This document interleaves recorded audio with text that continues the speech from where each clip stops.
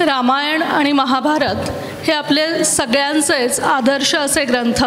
यातील व्यक्तिरेखाही आपल्या सगळ्यांसाठी ललामभूत आहेत आणि त्यांनाच मिथ किंवा काल्पनिक ठरवले जात होते.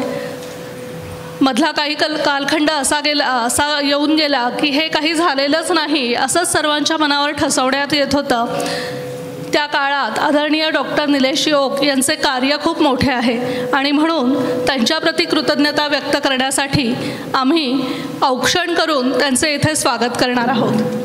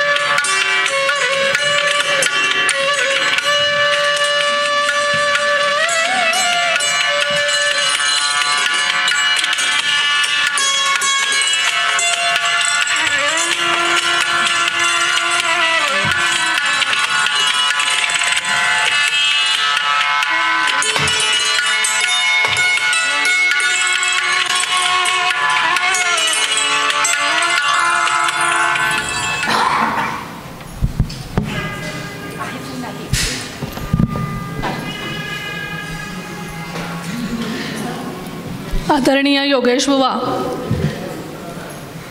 कुमकुम तिलक व हार अर्पण करून डॉक्टर ओक यांचे स्वागत करत आहेत.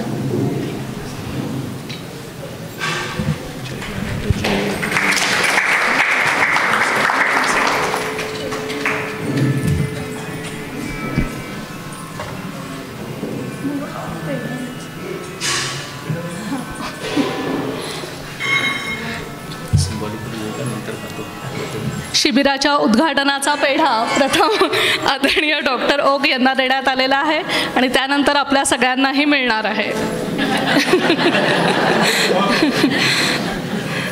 दृकश्राव्य माध्यमात येथे आता रामायण आणि महाभारत याविषयीचे उद्बोधन व्याख्यान सादर होणार आहे. पण तत्पूर्वी या अतिशय महनीय व्यक्तीचा परिचय करून देण्यासाठी मी माझी मैत्रीण सौ मुग्धाताई यांना समोर येण्याची विनंती करते.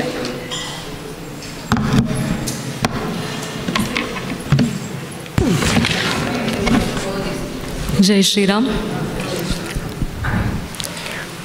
ऋषितैव गतौ धातुः श्रुतौ सत्ये तपस्यथ एतत् सन्नियस्तस्मिन् ब्रह्मणास श्रुती स्मृतः.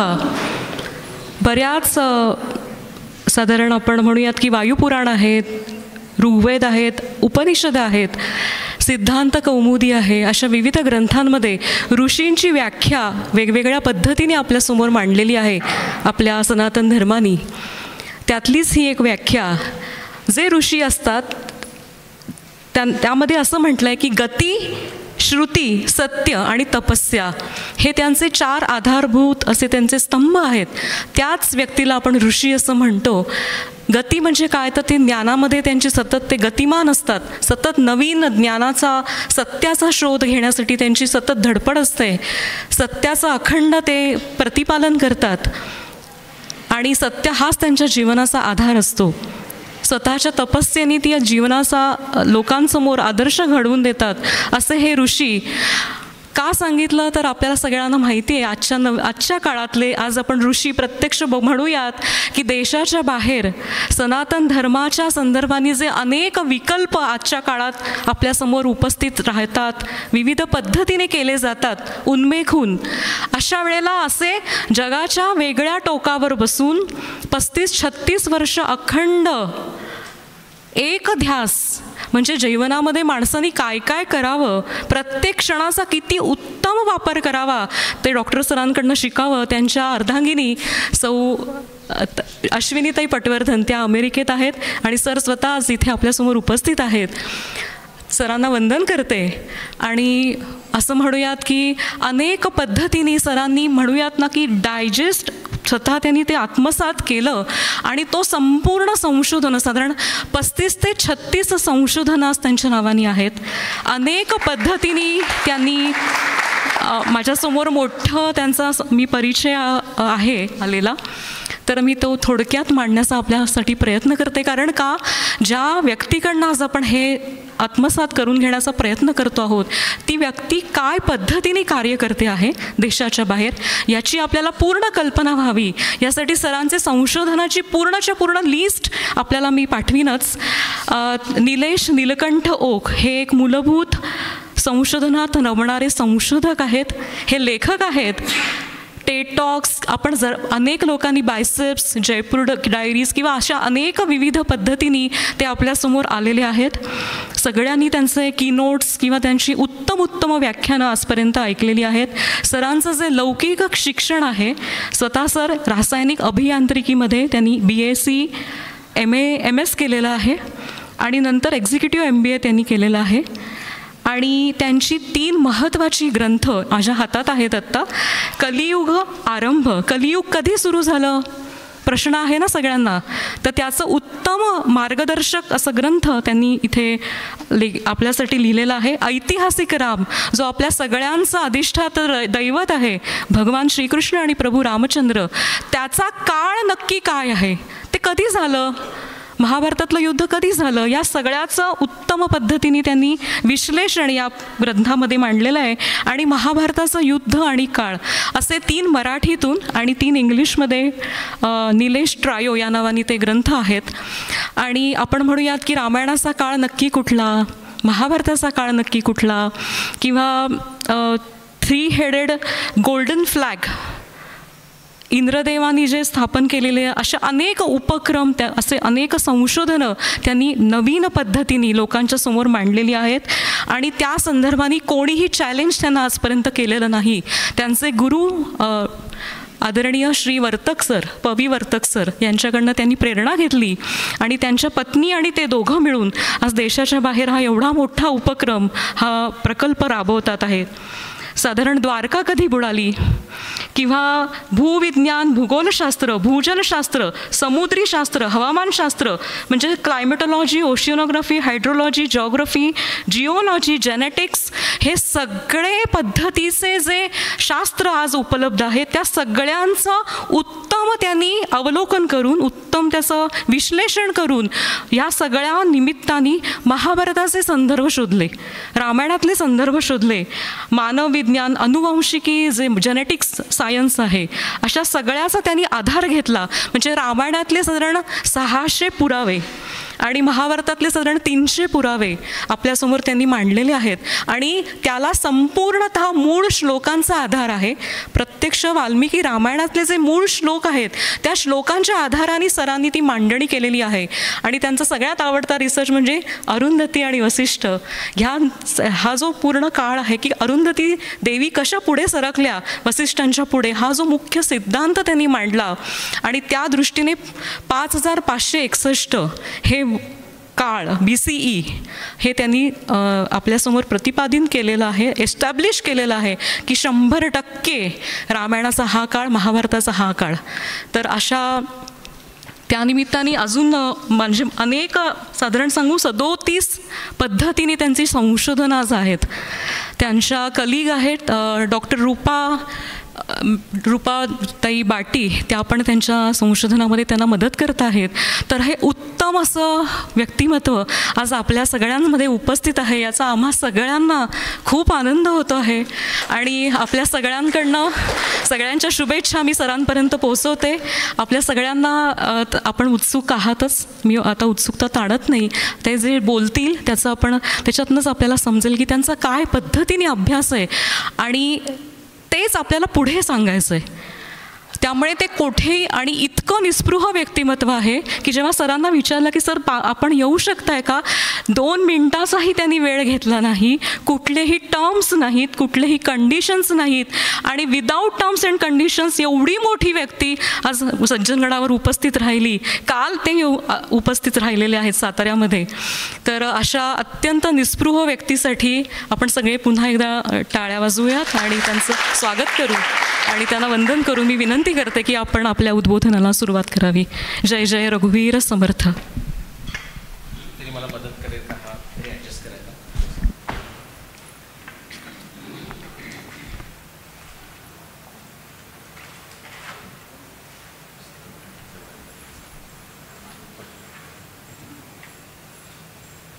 आवाज येतोय म्हणतात?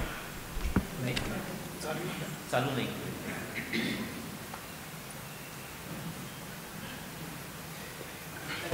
अच्छा, ठीक आहे, गुड.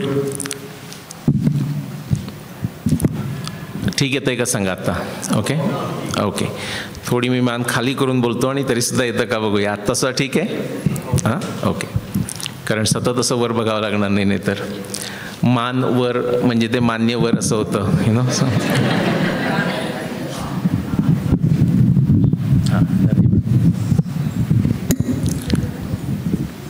ओके, परत एकदा आपण टेस्ट करूया. ठीक आहे, ओके, ऑलराईट. आणखी जवळ घेतो थोडंसं. सर्वांना सादर वंदन, सर्वांचे आभार. आणि खूप फॉर्मल वाटलं तरी आपण इनफॉर्मल असं हे खूप छोटा ग्रुप आहे. म्हणजे खूप छोटा म्हणजे कमी अर्थानं म्हणत नाही आहे, जसं योग्य पाहिजे तसा ग्रुप आहे. साधारण एक काय म्हणूया आपण, एक्सपेक्टेशन करता मी साधारण 1 तासभर बोलेन. त्यानंतर 40 मिनिटानंतर जनरली चुळबुळ सुरू होते असं आपण म्हणतो. 50 मिनिटातही थांबेन मी. आणि त्यानंतर मग आपण आत्ता एक काही थोडासा वेळ आपल्याकडे असेल तर आपण प्रश्नोत्तरं करू. आणि नंतर तुम्हाला तोपर्यंत जर प्रश्नोत्तराचा कंटाळा माझा आला नसेल तर आपल्याकडे एक 9 ते 10 असा रात्री वेळ ठेवलेली आहे प्रश्नोत्तराकरता. त्याच्यामध्ये आपण ब्रॉडर प्रश्नोत्तरं घेऊ, म्हणजे कोणत्याही विषयावरची. आत्ताचा जो वेळ असेल त्यानंतरच्या प्रश्नोत्तरामध्ये माझी तुम्हाला अशी विनंती आहे, थोडं इकडे तिकडे चालेल, पण मी जे काही बोलणार आहे, जे काही बोललो त्याच्यावरच प्रश्न विचारा. म्हणजे मी जर काही एखाद्या विषयाला हात लावला नाही तर, म्हणजे मी मत्स्य अवतारावर जर बोललो नाही तर मत्स्य अवतारावरचा प्रश्न विचारू नका. मी वाल्मिकी रामायण म्हणजे रामायण आणि महाभारत या 2 विषयावर बोलणार आहे, तर त्या 2 विषयाशीच आपण संबंधित ठेवूया. त्यात सुद्धा मी जे कव्हर करेन त्याच्याशीच बोलूया, त्याच्यापेक्षा जास्त विषयात बोलूया नको. होतं काय माहिती आहे का, आपण एक असं म्हणतो ना की सभेचं डिकोरम म्हणतो, तसं की त्याच विषयाशी जर तुम्ही बोललात, त्याच विषयासंबंधी जर प्रश्न विचारलेत तर ते एक आपला तो चांगला अभ्यास होऊन असं आपण बाजूला ठेवू शकतो. काही लोकांनी माझं आधी ऐकलेलं आहे, काही लोकांनी ऐकलेलं नसेल, तर मी साधारण सगळं विचारात घेऊन ते बोलायचा प्रयत्न करेन. ज्यांनी अजिबात ऐकलेलं नाही त्यांना थोडीशी लीप ऑफ फेथ घ्यावी लागेल, की काही कळलं नाही तर श्रद्धेवर घ्या की असेल, नंतर मी बघेन यांचा व्हिडिओ किंवा पुस्तक वाचेन, असं काहीतरी घ्या. ज्यांनी खूप पाहिलेलं असेल त्यांना कधी कधी रिपिटेशन वाटू शकते. मग त्यांनी असा विचार करा की हे ठीक आहे, हे मला माहिती आहे, पण हे मला कुणाला इतर कुणाला सांगता येईल का. मी त्याच्याकरता विचार करा. जर सांगता येणार नसेल तर त्याच्याकरता तुम्हाला ते एकदा परत सांगितलं जातं असं समजा आणि पुढच्या वेळी ते सांगायचे. वास्तव महाभारत, वास्तव रामायण असा आपण विषय घेऊया, म्हणजे घेतोय आपण त्याच्यामध्ये. आता वास्तव अशी म्हणायची वेळ का आली, नुसतंच रामायण का नाही म्हणायचं, नुसतंच महाभारत का नाही म्हणायचं, तर एक कमीत कमी मागची साधारण 300 वर्ष, अगदी आपल्याला वर्षसुद्धा बरोबर सांगता येतं पण ते गरज नाही, पण अगदी सांगायचं झालं तर 1785 त्यात काय झालं ते सांगत नाही. पण तेव्हा भारतामध्ये बाहेरच्या लोकांचं जास्त वर्चस्व निर्माण झालं आणि 1857 तर ते अगदीच झालं. पण त्याच्या आधी 1785 पासून जी सुरुवात झाली ती तशी थांबलेली नाही. किती लोकांनी प्राच्यम एक यूट्यूबचं चॅनल आहे आणि त्यांनी केलेला एक व्हिडिओ आहे, म्हणजे डॉक्युमेंटरीसारखं. त्याचं टायटल आहे साहेब्स हू नेव्हर लेफ्ट, म्हणजे साहेब जे अजून कधी सोडून गेलेच नाही. पार्ट 1 आणि पार्ट 2 किती लोकांनी बघितलेलं आहे sahibs who never left? Okay, 1 2 few. बाकीच्यांकरता तुम्ही गृहपाठ म्हणून घ्या तो. प्रत्येकानं आपण बघावी, आपल्या कुटुंबासमोर बघावी, आपल्या मुलांबरोबर बघावी, सगळ्या फॅमिली, आपल्या फॅमिलीतल्या सगळ्या जनरेशन, आजोबांपासून तर ते नातवंडापर्यंत पंतवंडापर्यंत बघावं, असा तो एक विषय आहे. त्यात सांगायचा मुद्दा असं की साहेब जो नेव्हर लेफ्ट, म्हणजे गोरे साहेब तर गेले, पण जे गेलेले न गेलेले साहेब कुठे आहेत? भारतात सगळीकडे आहेत, आत्तासुद्धा इथे आहेत. आपण आहोत. मॅट्रिक्स तुम्ही मूवी बघितला असतात तर आपल्या लक्षात येत नाही, पण आपण इतकं त्यात आत आहोत की आपल्याला कळत नाही की आपण कोणती भाषा बोलतोय. साहेबांनी शिकवलेली भाषा आपण बोलत असतो. त्यामुळे आपल्याला हे वास्तव असा शब्द लावावा लागतो. नाही तर महाभारत म्हणजे महाभारतच आहे, रामायण म्हणजे रामायणच आहे. मग हे सगळं जे आपल्या मनामध्ये जे कन्फ्युजन करून ठेवलेलं आहे, आपल्या म्हणजे तुमच्या प्रत्येकाच्या असेल असं नाही, प्रत्येकाचं काहीतरी क्लॅरिटी पण असेल, पण काही गोष्टी आपल्याही कन्फ्युजनमध्ये आहेत आणि सगळ्याच काही साहेबांनी केल्यात असंही नाही. ते लक्षात ठेवण्याकरता बरेच वेळा आपण काही वेगवेगळ्या गोष्टींचा उपयोग करून घेतो. एक म्हणजे उपमान, दृष्टांत ज्याला आपण म्हणतो, कधी कधी आपण ज्याला अभिनवेश म्हणतो. आता ते सामान्य लोकांपर्यंत पोहोचावं म्हणून आपण नाटकं लिहितो. कथाकार, प्रवचनकार हे वेगवेगळ्या पद्धतीनं सांगायचा प्रयत्न करतात. कधी त्याच्यातला जो काही मेसेज असतो तो मेसेज समजावा म्हणून काही वेळा अतिशयोक्ती केली जाते. आणि त्याच्यामध्ये मूळ रामायण म्हणजे ऐतिहासिकदृष्ट्या रामायण काय आहे, ऐतिहासिकदृष्ट्या महाभारत काय आहे, ह्याच्यामध्ये थोडंसं कन्फ्युजन व्हायला लागतो, संभ्रम व्हायला लागतो. तो काही सगळा संभ्रम काढून टाकता येईल असं नाही. उद्देश एवढाच आहे की एक आपल्याला काहीतरी एक दिशा मिळावी की अच्छा अशा प्रकारे विचार करता येतो आणि अशा प्रकारे आपण त्याचा जास्त अभ्यास करू शकतो. असं एक थोडासा मला एक मत मांडायचं आहे त्याच्यामध्ये. मला एक पाण्याची बॉटल होती माझी, कुठेतरी कोणी आणून दिली तर मला. आता समजा मागच्या 35 वर्षाची एक समरी करायची आहे माझ्या कामाची. नंतर मोठी ही स्लाईड जर तुम्हाला आवडली तर मोठी स्लाईडही दाखवेन. इथे होती एक पाण्याची बॉटल कुठेतरी, हां मी घेतो एक मिनिट. धन्यवाद. जर समरीज करायची असेल तर ही समरी अशी सांगता येईल. आपल्या सगळ्यांना लक्षात ठेवण्याकरता 7चा पाढा, ओके, 7 × 7, 7 × 2 = 14, 7 × 1 = 21. तसं 7000 वर्षापेक्षा जास्त काळापूर्वी महाभारत झालं, 14,000 वर्षापूर्वी रामायण झालं आणि आपला ग्रंथ ऋग्वेद हा नक्की 21,000 वर्षापूर्वीचा आहे. 21,000 वर्षापूर्वी तो लिहिलेला नाही म्हणते मी, नक्की 21,000 वर्षापूर्वीचा आहे. हे मी मागच्या 35 वर्षाच्या कामानं मी सिद्ध केलं. आता त्याच्यामुळे काय होतं, आत्ता समजा हे बोलण्यापूर्वी किंवा तुम्ही इतर ऐकण्यापूर्वी जर आपल्याला कोणी विचारलं, आता भारतातही पण बाहेरसुद्धा, म्हणजे मी मुद्दाम सांगतो की आपले पंतप्रधान मोदीसुद्धा म्हणतात किंवा अनेक आपले राजकारणीसुद्धा म्हणतात, कुठे विचारलं तर ICCRचे आपले विनय सहस्रबुद्धेजी पण असं म्हणतात बोलताना. हे सगळे, आता मोदींची माझी भेट झाली नाही पण विनय सहस्रबुद्धेंना मी भेटलेलं आहे किंवा इतर सगळे, आपण सगळेच लोक बोलताना असं म्हणतो की तुमची किती संस्कृती जुनी, किंवा आता मी अमेरिकेत राहिलो, कोणी विचारलं अच्छा किती आयुर्वेद किती जुना, इथं आयुर्वेदाचार्य असतील काही, आयुर्वेदाचार्य BAMS नाही काही, कोणीच नाही. अच्छा, मग मी आयुर्वेदावरही बोलू शकतो मग कोणीच नसेल तर. तर त्याच्यात असं होतं, आयुर्वेद किती जुना, 5,000 वर्ष. योग आपला किती जुना, 5,000 वर्ष. असं ऐकतं की नाही, आपण स्वतःची उत्तरं देतो. मला सांगायचं ती अत्यंत चुकीची उत्तरं आहेत.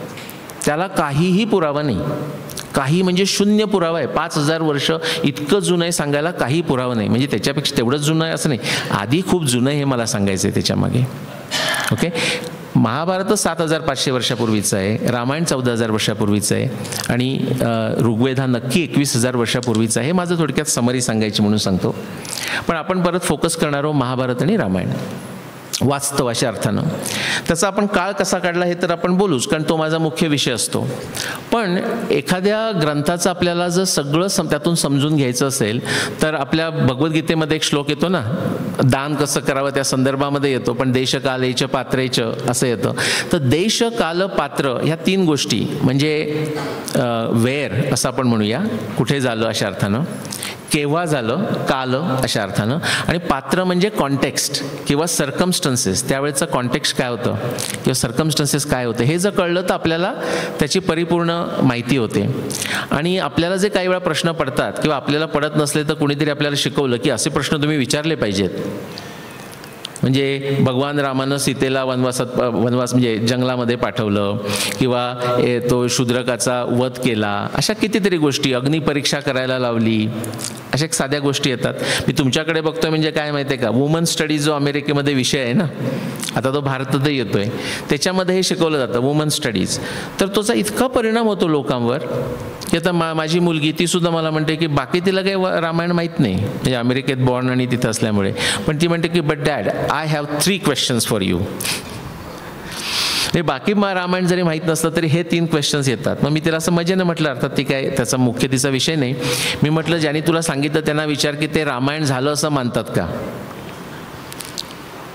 तो फार इंटरेस्टिंग विषय असतो. तर म्हटलं हे रामानं असं केलं हे मी तुला नंतर एक्सप्लेन करेन, पण त्याच्याआधी तुला मान्य करावं लागेल की रामानं केलं असं म्हणजे रामायण होऊन गेलं. तर तेही त्यांना मान्य करायचं नसतं. असं जे सगळं कन्फ्युजन आहे ह्याचं कारण काय, तर आपल्याला समर्थ रामदास स्वामींच्याच भाषेत सांगायचं तर सगळ्यांना माहीत असेल की समूळ ग्रंथ पाहिल्या विण, धन्यवाद, उगाच ठेवी जो दूषण, गुण सांगता अवगुण, पाहे तो एक पडत मूर्ख. लर्नेड फूल्स म्हणजे कुठे कुठे शोधायला जायचं लर्नेड फूल्स हवे असतील तर सगळीकडेच आहेत. पण अकॅडेमियामध्ये इंडॉलॉजी डिपार्टमेंट्स असतात ना, भारतामध्ये पण आणि भारताच्या बाहेर पण. कितीतरी वेळ मला असा प्रश्न विचारतो की निलेशजी माझी मुलगी, माझी पुतणी, माझी भाची, माझा भाचा, असं सगळे येतात की त्याला इंडॉलॉजी करायचं आहे, कारण लोकांना वाटतं मी इंडॉलॉजी करतो. ते म्हणायचं की आता कुठे अमेरिकेत त्याने कुठे जावं, कोणत्या युनिव्हर्सिटीमध्ये तिला पाठवू, किंवा तिने कुठे जावं किंवा त्याने कुठे जावं. मी म्हटलं त्याने किंवा तिने कुठे जाऊच नाही आहे. बरं मग भारतात करा का, तर आत्ता अजूनही भारतामध्ये अगदीच थोड्या जागा सोडल्या आता आपल्या निर्माण होत आहेत. म्हणजे काय म्हणूया आपण, चिन्मया विश्वविद्यापीठ किंवा अशा काही थोड्याशा युनिव्हर्सिटी निर्माण होत आहेत. JNUमध्येही बदल येत आहेत, जवाहरलाल नेहरू युनिव्हर्सिटीमध्ये सुद्धा बदल येत आहेत. अशा जर काही जागा सोडल्या तर कुठेही काही करू नये असं मत आहे. तुम्हाला एक मजा म्हणून सांगतो की आयाम नाशिकचा जो ग्रुप आहे की पूर्ण डेडिकेटेड लोक काम करत आहेत, तर त्याच्यामध्ये खूप ॲक्टिव्ह करणाऱ्या एक ताई आहेत. तर त्यांच्या मनामध्ये आलं की आपण PhD करावी. आणि अर्थात PhD करायची म्हणजे सध्या ज्या काही युनिव्हर्सिटी उपलब्ध आहेत त्याच्यातच. तर ते त्या ऑर्गनायझेशनमधले जे बाकीचे लोक आहेत त्यांना मी असं विनोदानं म्हटलं की हा ताई आता PhD करायला निघालेले आहेत, त्यांच्यावर नीट लक्ष ठेवा, कारण त्या बाहेर येतील तोपर्यंत त्या, माझं नाव ओक आहे, त्या वोक होऊन येतील बाहेर. वोकिझम जर तुम्ही शब्द ऐकला असतात तर हा जो प्रॉब्लेम आहे हा लर्नेड फूल म्हणजे पडत मूर्ख असा तो एक प्रॉब्लेम झालेला आहे. तो का झाला आपण आपल्या रामदास स्वामींनी सांगितलेलंच आहे. त्याच्यामध्ये मूर्ख लक्षणामध्ये सुद्धा आहे. आता तुम्ही म्हणा मूर्ख लक्षण आणि याचं काय करायचं आहे, खरोखर इतकं कनेक्शन आहे ना, ते जेव्हा येईल तेव्हा मी तुम्हाला सांगेन. आपण कन्सिस्टन्सी ऑफ टेक्स्ट बघूया. अशा करता म्हणजे देश, काल आणि पात्र, तर तुम्हाला कॉन्टेक्स्ट कळला पाहिजे. किती लोकांना असा एक मनामध्ये तुमच्या आहे, कुणीतरी तो घातलेला आहे, तुमच्या मनात आला असेल असं नाही, पण आता हे इतक्या वर्षापूर्वीचे ग्रंथ, मग त्याच्यामध्ये भेसळ झाली नाही आहे का, आणि मग भेसळ जर झालेली आहे तर आपल्याला भेसळ कशी कळणार, मग खरं कुठचं कसं कळणार, आणि नंतर कुणीतरी घुसडलेलं कसं कळणार, आणि मग त्याच्यावरून काढलेला काळ कसा काय मानायचा, असं किती जणांना असा एक प्रश्न पडलेला असतो. कारण तुम्ही ते ऐकलेलं आहे, तुम्हाला ते डोक्यावर बिंबवलेलं आहे, किंवा लोक यूट्यूब वगैरे वगैरे सगळ्या ठिकाणी चर्चासत्रामध्ये बोलतात. त्याचं कारण काय माहिती आहे का, आत्ताच्या काळात सगळे तांदूळ स्वच्छ करून मिळतात, म्हणजे कोणीतरी ते स्वच्छ करतंच, पण आपल्याला करावे लागत नाहीत हल्ली. असं अमेरिकेत आहे, असं इथंही मी ऐकलंय. पण जे माझ्या वयाचे असतील किंवा आतरवयचं तुम्हाला माहीत असेल, आपण काही आणलं की पूर्वी अगदी ते साफ करावं लागायचं, वाळवावं लागायचं, खडे काढायचे. खडे काढणं, गावातले खडे काढणं किती कठीण आहे, तांदूळातले खडे काढणं किती कठीण आहे. कुपी दगड असला तर पटकन दिसत नाही तांदूळामध्ये. मग याच्यावरून तुम्हाला कळेल की मी तांदूळ निवडलेले आहेत. पण निवडता येतं, आपल्याला कळतो कोणता गड. तसंच आपल्याला जर विज्ञानाची आपण मदत घेतली, म्हणजे ज्याला आपण विज्ञान बुद्धी म्हणतो, किंवा विज्ञानाची मेथड ही जर वापरली, तर्कशास्त्र वापरलं, तंत्रयुक्ती वापरली, तर आपल्याला हे सगळं करता येतं. हे आपल्याला सगळं करता येतं. त्यामुळे भेसळ झाली हा कधी प्रॉब्लेमच नसतो. एक सांगतो की आत्ता जे आपल्याकडे महाभारत आलं ना, म्हणजे कॉन्टेक्स्ट करता तुम्हाला सांगतोय, ते व्यासदेवानी दिलेल्या महाभारतापासूनचं 4थं रिसेन्शन आहे. किती जणांनाही माहिती आहे 4थं रिसेन्शन आहे ते. ओके, नाही थोडक्यात सांगतो. आता आमच्या सकाळी येताना सुद्धा गडावर येताना सुद्धा चर्चा चालली होती की आत्ताचं काय, तर पहिल्यांदा व्यासदेवानी ते महाभारत लिहिलं. केव्हा लिहिलं, महाभारतच सांगतं. आपल्या सगळ्या ग्रंथांचं हे वैशिष्ट्य आहे, ऑलमोस्ट सगळ्या ग्रंथांचं, एखादं काहीतरी एक्सेप्शन असेल, की त्या ग्रंथातच त्या ग्रंथाचं पर्पज काय, तो ग्रंथ कशाकरता वाचायचा, कसा अभ्यास करायचा आणि तो ग्रंथ तुम्हाला कळला हे कसं समजून घ्यायचं किंवा कसं समजेल की तुम्हाला ग्रंथ कळला, हे सगळं त्याच्यातच दिलेलं असतं. बूट स्ट्रॅपिंगसारखं, नाही बाहेर जायची काही गरज नाही त्याच्यामध्ये. तर हे जे मी सांगतोय ते त्या ग्रंथातच लिहिलेलं आहे की व्यासदेवानी महाभारत युद्ध झाल्यानंतर 18 वर्षांनी एका हिमालयातल्या गुहेमध्ये बसून तो ग्रंथ लिहिला. त्याला 3 वर्ष लागली. ही सगळी वर्णनं महाभारतातच आहेत. मग त्यांनी व्यासदेवाने आपल्या शिष्यांना वैशंपायन, पैल, सुमंतू ह्या सगळ्यांना ते शिकवलं, अनेकांना शिकवलं, शुक गोस्वामींना यांनाही शिकवलेलं आहे. आणि मग ते झाल्यानंतर काही काळ गेला मध्ये, आणि तुम्हाला जर लक्षात असेल अर्जुनाचा पुत्र अभिमन्यू, अभिमन्यूचा पुत्र परीक्षित आणि परीक्षिताचा पुत्र जन्मेजय. तर जन्मेजयानं सर्पसत्र आरंभलं. मुद्दाम मी इतिहास शिकवत बसणार नाही, तुम्हाला अनेकांना माहिती आहे. पण ते सर्पसत्र जेव्हा झालं त्यावेळी वैशंपायन, सर्पसत्र दिवसभर त्यांचा प्रोग्राम चालला आहे, पण संध्याकाळी बसल्यानंतर ती चर्चा चालते. त्याच्यामध्ये वैशंपायन महाभारताची परत कथा सांगतोय, म्हणजे व्यासांचं महाभारत तो जन्मेजयाला सांगतोय. हे दुसरं झालं रिसेन्शन. हे असताना त्या ऑडियन्समध्ये, आत्ता जसं आपला ऑडियन्स आहे त्याच्यामध्ये रोमहर्षण सौती हे बसलेले आहेत आणि ते सगळं ऐकतायत. ते ऐकल्यानंतर हे सगळं जन्मेजयाचं सर्पसत्र संपल्यावर ते नैमिषारण्यामध्ये जातात फिरत फिरत. तर नैमिषारण्यामध्ये शौनक ऋषी आणि अनेक ऋषींचा मोठा यज्ञ सुरू आहे. तिथे ते गेल्यानंतर ते विचारतात, आत्ता कुठून आलात तुम्ही रोमहर्षण सौतीनं? ते म्हणतात, आत्ता मी जन्मेजयाच्या सर्पसत्रातून आलो. आणि तिथे मग काय केलं, तिथे आणखी काय झालं, बऱ्याच गोष्टी झाल्या, पण एक त्यात महाभारताचं रिसायटेशन झालं. अरे वा, मग तुम्ही परत जरा सांगा आम्हाला, असं होतं ना आपल्याला. मग ते रोमहर्षण सौती शौनक आणि नैमिषारण्यातल्या ऋषींना सांगतायत आणि ते डॉक्युमेंट केलं जे चौथी वेळी, म्हणजे ते तिसऱ्यांदा सांगतायत आणि ते डॉक्युमेंट केलेलं आहे. म्हणजे शौनक उवाच, सौती उवाच असं जे येतं ते आपल्याला जे दिसतं ते आत्ताचं महाभारत तसं आहे. ओके. त्याच्यामध्ये आता लोक म्हणतात मग काही भर, असं अकॅडमीवाले लोक सांगतील की मग त्याच्यात भर पडली. आता भर पडली म्हणजे काय, ते म्हणतात ते फार चुकीच्या अर्थानं म्हणतात, पण भर पडली म्हणजे आता आपण छत्रपती शिवाजी महाराजांचं आपण चरित्र घेऊया. तर त्याच्यामध्ये आधी कोणीतरी एखादं माहिती लिहिली असेल, पण वेगवेगळ्या बखरींचा अभ्यास करून मेहेंदळे किंवा बाबासाहेब पुरंदरे अशा लोकांनी एकत्र करून परत छत्रपती शिवाजी लिहिलं की नाही. मग त्याच्यात एखादी गोष्ट आधी न लिहिलेली सुद्धा आपण ॲड करतो, लक्षात आली म्हणून, तशा अर्थानं भर पडली. पण भर पडली म्हणजे हे अकॅडमीवाले कसं म्हणतात की काहीतरी मुद्दाम काहीतरी खोटं नाटक घातलं. तसं काही झालेलं नाही, किंवा तसं थोडंसं कधी चुकीनं होऊ शकतं, पण ते सुद्धा आपल्याला दगडाचे खडे आपण जसे बाजूला काढतो तसं सहजपणे काढता येतं विज्ञान बुद्धी वापरली तर. असं आपल्याकडे ग्रंथ आहे. आता लोक म्हणतात जर तुम्हाला ते आधी साफ करायचं, हा एक दुसरा प्रॉब्लेम. रोमिला थापर वगैरे नाव ऐकलेत, रोमिला थापर, इरफान हबीब, ते पुढे जाऊच नाही आहे म्हणून ते सांगतात की आधी ते सगळं नीट स्वच्छ करून सांगा की मूळ वाल्मिकी रामायण कोणतं. हा शुद्ध गाढवपणा आहे, मूर्खपणा आहे. असं करायची गरज नाही तुम्हाला. तुम्हाला ते त्याच्यात कसं कळणार तुम्ही, तुम्हाला कळलं पाहिजे ना की खडा कोणता आहे. त्याच्याकरताच विज्ञान बुद्धी वापरून प्रत्येक तुम्ही श्लोकाचा अर्थ करू शकता आणि तुम्हाला कळू शकतं.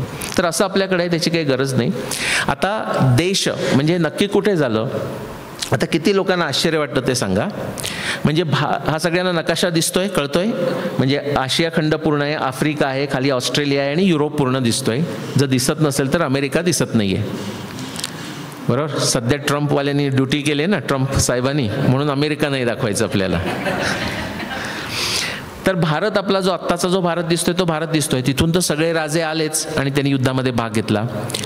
पण किती जणांना आश्चर्य वाटत असेल की जे महाभारत युद्धामध्ये भाग घेणारे जे राजे आहेत ना, ते पश्चिमेला तुम्ही गेलात तर इराण, इराक, अफगाणिस्तान तर सगळ्यांना कळेल, गांधारी सगळ्यांना माहिती आहे त्यामुळे असं वाटतं. पण इराण, इराक, सिरिया, जॉर्डन, इजिप्त या पूर्ण भागापर्यंत, इव्हन टर्कीचा भाग, इथून ते आलेले आहेत. आणि जर पूर्वेला गेलात तुम्ही, ते काही फार कठीण असं वाटत नाही मला, पण तरी सुद्धा सांगतो की म्हणजे म्यानमार, म्हणजे आता आपण ज्याला ब्रह्मदेश, म्हणजे पूर्वी ब्रह्मदेश म्हणायचो, त्याच्यानंतर लाओस, इंडोनेशिया, थायलंड, फिलिपिन्स, नक्की आपल्याला सांगता येत नाही पुढचं, पण या सगळ्या भागातून ते राजे आलेले आहेत. आता हे तुम्ही पुढचे 20 मिनटं लक्षात ठेवायचे की मधला तो भारताचा आत्ता आपल्याला जो भारत माहीत असलेला, त्याच्या पश्चिमेचा जो भाग आहे त्याला मिडल ईस्ट किंवा नियर ईस्ट असा शब्द वापरतात म्हणजे अकॅडेमियामध्ये. आणि भारताला काय म्हणतात माहिती आहे का अकॅडमीमध्ये? South Asia. कधी म्हणायचं नाही, भारताला साऊथ एशिया का म्हणतात माहिती आहे तुम्हाला?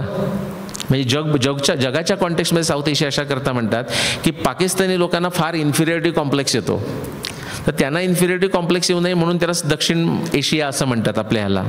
कारण भारत म्हटलं, इंडिया म्हटलं तर ते म्हणणार आमचं काय, म्हणून साऊथ एशिया. तर भारत किंवा हिंदुस्थान तुम्ही म्हणू शकता. आणि पूर्वेचा जो भाग आहे त्याला east Asia, south east Asia अशी नावं लक्षात ठेवा पुढच्या 20 मिनिटाकरता. हा झाला आपला देश, म्हणजे कोणता एरिया. आता महाभारताचं युद्धाचं वर्ष शोधून काढणं हे कसं आहे माहिती आहे का? हे तुम्ही ऐकलं असेल, म्हणजे looking for a needle in a haystack असं इंग्लिशमधलं, म्हणजे गवताच्या गंजीमधली सुई शोधून काढायची आहे. पण आपला जो खरा प्रॉब्लेम आहे ह्याच्यापेक्षा मोठा आहे. म्हणजे गवताच्या गंजीतली सुई शोधून काढायची बरोबर, पण ॲक्च्युअली आपण बरोबर जागी शोधतोय का हे सुद्धा बघणं फार महत्त्वाचं आहे. म्हणजे इतक्या वेगवेगळ्या गवताच्या गंज्या आहेत, त्यातली बरोबर आपण आधी शोधून काढली का, आपली सुई कुठे हरवली ते मिळालं का. हे न मिळाल्यामुळे मागच्या 400 वर्षामध्ये भारतातलेही अनेक संशोधक आणि भारताच्या बाहेरचेही संशोधक असे साधारण 100च्या पेक्षा जास्त भारतीय संशोधकांनी, त्याच्यात मोठी मोठी नावं आहेत, भारतातली मोठी नावं आहेत, भारताच्या बाहेरची मोठी नावं आहेत, त्यांनी अनेक प्रयत्न केले आहेत. एक साधारण 130पेक्षा जास्त तो नंबर आहे संशोधकांचा. आणि त्यांनी 130 आणि 130 वेगवेगळ्या तारखा काढलेल्या आहेत महाभारताच्या. हा माणूस म्हणतो हे यावेळी झालं, हा म्हणतो माणूस यावेळी झालो. मी म्हटलं एवढी लोक मजा करतायत, मीच का मागे राहावं, मी पण एक टाकतो.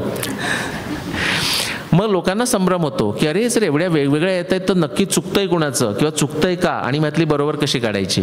त्याच्याकरता असं आहे की तुम्ही बरोबर आधी जागी शोधताय का. तुम्हाला एक ड्रंकर्स प्रॉब्लेम म्हणून एक असं माहिती आहे का की एक माणूस रात्री एका लाईट समोर असं काहीतरी शोधत असतो. तर त्यावेळी पोलीस येतो तिथे आणि म्हणतो की काय शोधतोयस इथे. तर तो म्हणतो माझं एक हरवलेलं नाणं माझ्या खिशातून ते पडलं, ते मी ते शोधायचा प्रयत्न करतोय. पोलीस म्हणतो नक्की कुठे पडलं होतं. तर तो म्हणाला इथून 1 किलोमीटर दूर पडलं होतं. मग पोलीस म्हणतो मग बाबा इथे का शोधतोयस तू. तर तो म्हणतो इथे लाईट चांगला आहे. अशी परिस्थिती अशा अनेक त्या 100पैकी लोकांची झालेली आहे. म्हणून मी म्हटलं की तो हेस्टॅकच बरोबर आहे का आधी पहिल्यांदा शोधलं पाहिजे, मग सुई शोधायची. सुई म्हणजे आपण महाभारताचं वर्ष म्हणूया, आणि हेस्टॅक म्हणजे एक साधारण अंदाज तरी पाहिजे की नक्की या भागातच शोधायला पाहिजे. ठीक आहे. आता क्रुशियल एव्हिडन्स आणि क्रिटिकल एव्हिडन्स असा एक प्रकार असतो. म्हणजे कसं आहे, तुम्हाला जर एखाद्या गोष्टीचा पुरावा पाहिजे तर पुरावा बघायला गेलात तर पुरावा मिळत जातो. ओके. पण अशी काहीतरी गोष्ट आपण शोधून काढायची किंवा महाभारतातली किंवा रामायणातली की आत्ता ती आपल्याला अक्षरशः अशक्य वाटते, अशक्यप्राय वाटते. उदाहरणार्थ आपण रामायणातलं पुष्पक विमान घेऊया. पुष्पक विमान तर 125 वर्षापूर्वी, म्हणजे विमानं आपल्याला जी माहिती आहे ती एक साधारण 125 वर्षापूर्वी साधारण निर्माण झाली, आणि 14,000 वर्षापूर्वी पुष्पक विमान, हे कसं काय, हे खरं असू शकेल का, असाच आपल्याला वाटतं. पण त्याचाच जर आपण काही संदर्भ लावू शकलो किंवा अशा काही गोष्टींचा आपण लावू शकलो तर आपली श्रद्धा वाढते, आपला विश्वास वाढतो त्या गोष्टीचा, आणि आपल्याला वाटतं की हे तसं खरं आहे. तर त्याला आपण क्रुशियल एव्हिडन्स असं म्हणतो विज्ञानामध्ये. हे थोडंसं मी फास्ट फॉरवर्ड करतो. तर असं आपल्याला शोधायचं आहे ॲक्च्युली. अशा गोष्टी शोधायच्या आहेत की ज्या आत्ता आपल्याला अशक्यप्राय वाटतात, आणि त्या म्हणजे हिंदीतल्या मूवीतलं गाणे ना अनहोनी को होनी कर दे, तशा प्रकारचं की आत्ता अशक्य वाटतंय, पण ते आपण विज्ञानाची मदत घेऊन, तंत्रयुक्तीची मदत घेऊन, तर्कशास्त्राची मदत घेऊन जर शक्य दाखवलं तर आपले विश्वास वाढतो. ओके. त्याची आपण काही उदाहरणं घेऊ. आता ह्याच्याकरता मेथड आपल्याला काय पाहिजे. मला बरेच वेळा असं विचारतात, मी जेव्हा माझं कामाचं सांगतो तर लोक म्हणतात तुम्ही मेथड काय वापरली, तुमची मेथड काय. भारतात विचारतात, भारताच्या बाहेर विचारतात, अकॅडमीमध्ये विचारतात. तर मी म्हणतो म्हणजे तुम्हाला नक्की म्हणायचं आहे काय. मी म्हणतो मेथड एकच आहे, एकच मेथड आहे जगामध्ये. तुम्हाला एखाद्या गोष्टीचं सत्य काय हे शोधून काढायचं असेल तर मेथड एकच आहे. हे आपले ग्रंथ सांगतात, आणि आत्ताचं आधुनिक विज्ञान पण ते मान्य करतं. म्हणून मी तुम्हाला मुद्दाम हा चार्ट केला आहे. आपण हे कशाला करतो, तर आपल्याला काहीतरी प्रॉब्लेम आहे आणि तो सोडवायचा प्रयत्न करतो, म्हणून आपण विज्ञानाची मदत घेतो. अध्यात्माची मदतही त्याच्याकरताच घेतो. म्हणजे हू ॲम आय. अध्यात्म म्हणजे अध्ययन, आणि आत्म स्वतःचं आपण कोण आहे हे समजून घेण्याकरताचा हा प्रयत्न आहे. त्याच्यामध्ये जगात काय आहे, जगात काय आहे तेही समजून येईल. ठीक आहे. तुम्हाला ते परत आलं तर आपण ते सुरू करू, नाहीतर मी माझ्या स्लाईड्स पाठ आहेत. ओके. तर ही जी आपण मी तुम्हाला स्लाईड दाखवली आत्ताच्या, आपण आधुनिक विज्ञानाचं जर मेथड म्हटलं तर ते असं सांगता येतं. त्रिकोण बघून ठेवलात ना तिथे, तर असं सांगता येतं की इट इज अ ट्रायंग्युलेशन, तो त्रिकोण आहे, of explanation, prediction, testing in the context of a theory, in the context of background knowledge. 5 गोष्टी तुम्हाला असल्याच पाहिजेत कोणी गोष्ट केली तर. आता हे आधुनिक विज्ञानाला केव्हा कळलं माहिती आहे, 500 वर्षापूर्वीचं कळलं नाही. आधुनिक विज्ञान 500 वर्ष जुनं आहे. किंवा 500 वर्ष तरुण आहे असं आपण म्हणूया. त्याला ते तेव्हासुद्धा कळलं नाही. मागच्या एक साधारण 100 वर्षामध्ये, एक साधारण लेस दॅन 100 वर्षामध्ये त्यांना ते फायनली कळलेली गोष्ट आहे. म्हणजे सर कार्ल पॉपर म्हणून जर ज्यांनी नाव ऐकलं असेल, त्यांनी फिलॉसॉफी ऑफ सायन्सवर खूप काम केलं आणि त्याच्यातून त्यांनी कळलेलं हे लिहिलेलं आहे. आता तुम्हाला घेऊन जातो हजारो वर्ष, कार्ल पॉपरच्या आधी हजारो वर्ष, आधुनिक विज्ञानाच्याही आधी हजारो वर्ष आपल्याकडे जे दर्शनशास्त्र आपण ज्याला म्हणतो, जे 6 दर्शनशास्त्र, आणखी दर्शनशास्त्र आहेत पण 6चं आपण बोलूया. त्याच्यामध्ये जे न्यायदर्शन आहे किंवा इव्हन पातंजलीचं योगदर्शन, ह्याच्यामध्ये या व्याख्या अगदी साधेपणानं दिलेल्या आहेत आणि त्याचा काहीतरी मोठा बाऊ केलेला नाही. म्हणजे आपण आधी गौतमाचं घेऊया, सेज गौतम न्यायदर्शन. ते काय म्हणतात? प्रत्यक्षा अनुमाना उपमान शब्द प्रमाणानी. ही तुम्हाला स्लाईड दिसत असती तर तुम्हाला हे सगळे शब्द दिसले असते तिथे. प्रत्यक्षा अनुमाना उपमान शब्द प्रमाणानी, अशा या 4 प्रमाणांचा वापर करून आपल्याला सत्याचं दर्शन होतं. भगवान पातंजलीचं किती न्यायदर्शन, किती आपलं योगदर्शन किती लोकांनी वाचलेलं आहे? ओके, सो मी आता त्यांनी हात वर केला म्हणजे मला ब्लफ करता येणार नाही. समाधीपादामध्ये पहिलाच 4 भाग आहेत त्याच्यात. समाधीपादामध्ये जे सूत्र आहेत त्याच्यामध्ये, म्हणजे फॉर्म्युला आहे. सूत्र म्हणजे फॉर्म्युला, E=mc², F=ma असं ते सूत्र आहे. त्याच्यामध्ये काय दिलेलं आहे? नंबर 7वं सूत्र, प्रत्यक्षा अनुमाना आगम प्रमाणानी. जे गौतम ऋषी थोडंसं सांगतायत ते थोडंसं वेगळ्या भाषेमध्ये, प्रत्येक ऋषी थोडं वेगळ्या पद्धतीनं बोलतो. त्याच्या पुढचं आहे विपर्यो मिथ्या ज्ञान मतद्रूप प्रतिष्ठम. हे जर तुम्ही योग्य मेथड वापरली नाहीत, हीच मेथड तुम्ही जर योग्य वापरली नाही तर जे काही निष्पन्न होईल ते मिथ्या म्हणजे चुकीचं असेल.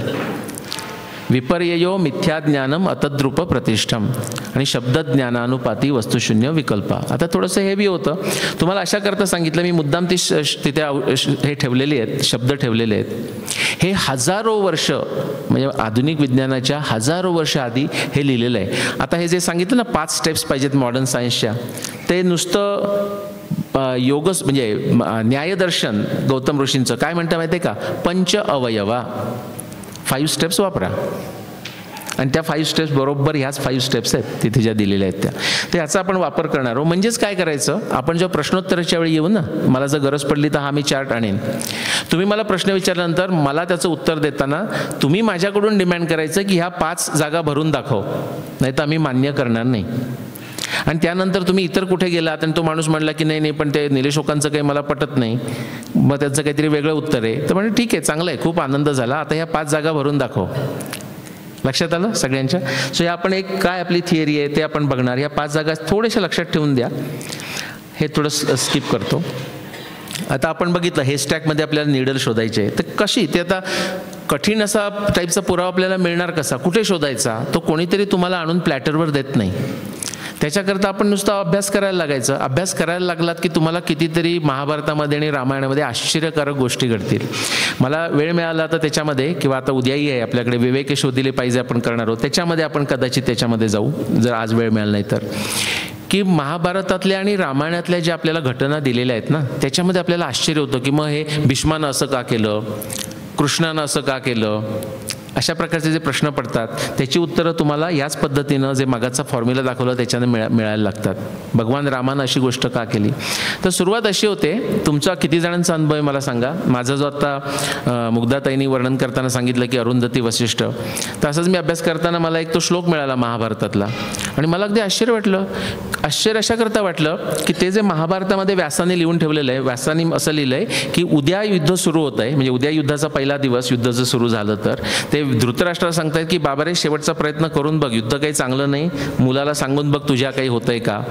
आणि मग धृतराष्ट्राचं माहिती आहे ना, मग तो संयम नाही आहे त्याच्यामध्ये, तो इकडे तिकडे करतो, कधी मानत नाही. त्याला आतून विश्वास आहे आपल्याकडे 11 औक्षणी सैन्य आहे, भीष्माचार्यासारखे द्रोणाचार्यासारखे प्रचंड शूरवीर आहेत आणि त्याच्यामध्ये आपण पराभव करू शकू, म्हणून तो ऐकत नाही आहे. मग त्याच्यामध्ये त्याला व्यासदेव सांगतायत की बघ काही लक्षणं चांगली दिसत नाही. त्याच्यामध्ये तिने एक मोठी यादी दिलेली आहे. अशा याद्या अनेक आहेत महाभारतामध्ये. त्याच्यातला एक तो श्लोक असा होता की त्याच्यामध्ये व्यास म्हणतायत की आकाशामध्ये जे मला दिसतंय ते अरुंधती वसिष्ठाच्या पुढे जाते.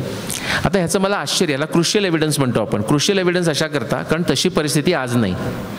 आज जर तुम्ही रात्री जाऊन बघितलं तर सप्तर्षीमधली जे अरुंधती, सगळ्यांनी सप्तर्षी बघितलेच आकाशामध्ये, त्यातले जे अरुंधती आहे म्हणजे 3 तारे असतात ना, एक चौकोन आहे आणि एक ती शेपटी आहे त्याची, त्या शेपटीमध्ये 3 तारे, त्यातला मधला तारा म्हणजे वसिष्ठ, त्याच्या शेजारी छोटा तारा असतो तो अरुंधती. तर तुम्ही रात्री जाऊन बघितलं तर वसिष्ठ पुढे आणि अरुंधती मागे असं दिसतं. पण व्यास सांगतायत महाभारत युद्धाच्या वेळी बरोबर परिस्थिती उलटी होती, अरुंधती पुढे आणि वसिष्ठ मागे.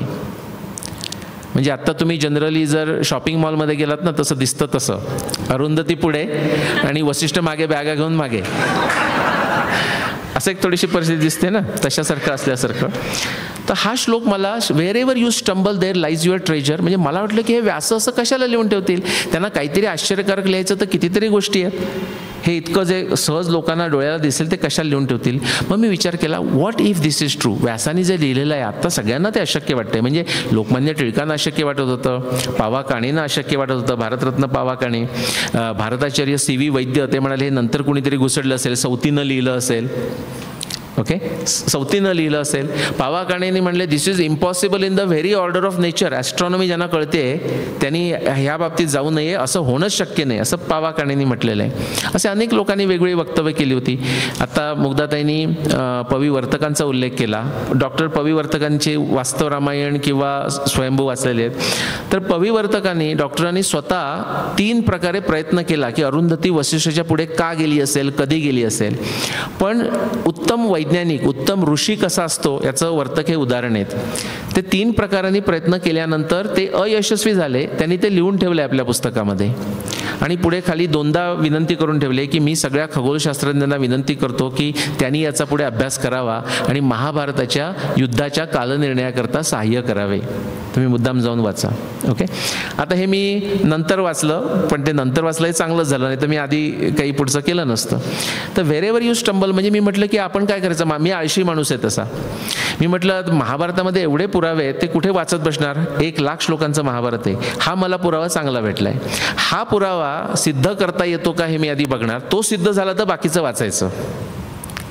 कारण जर अरुंधती पुढे झालीच नाही तर मग कशावर विश्वास ठेवायचा, असं मी माझ्याकरता एक करून घेतलं. आणि ते 1994चा तो काळ होता, माझं मास्टर्स कॅनडामध्ये संपलेलं होतं, जस्ट संपत आलं होतं. आणि किती इंजिनियर्स आहेत आपल्याकडे इथे आज ऑडियन्समध्ये? ओके, तर इंजिनियर्स लोकांचं सिक्रेट नॉन इंजिनियर्स लोकांना सांगतो. ॲटलिस्ट आम्हाला जनरली सुद्धा असं वाटतं, पण नवीन असताना तर नक्कीच वाटतं की आपण काहीही करू शकतो.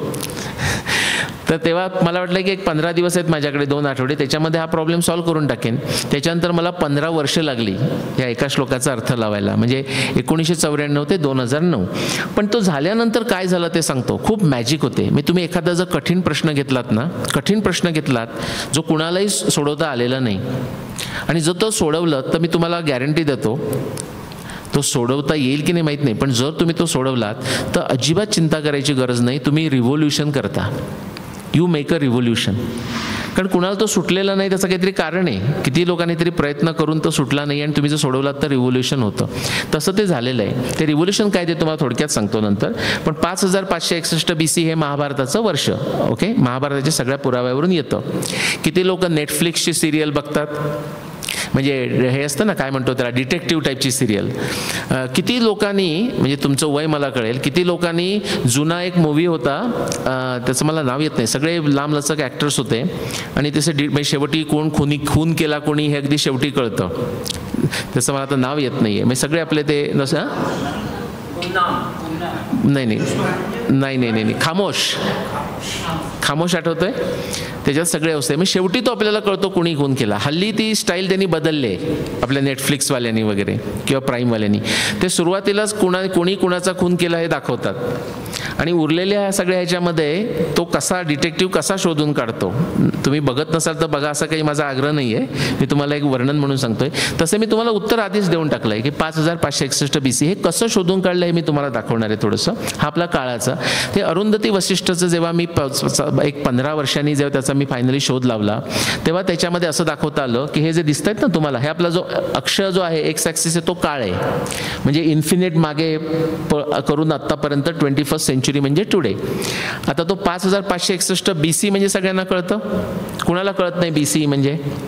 बिफोर कॉमन एरा, म्हणजे आत्ताच आपला जन्मतारीख विचारलं तर आपण सांगतो काहीतरी 1970, 1972, 1980 असं सांगू की नाही. ते म्हणजे 2000 वर्ष झाली. त्याच्या मागे जायचं, 1900च्या असं मागे जायचं, म्हणजे आत्ता आपल्याला असं महाभारत किती वर्षापूर्वी झालं तर 5561 अधिक 2025 म्हणजे 7586 वर्षापूर्वी झालं असं आपल्याला म्हणता येईल.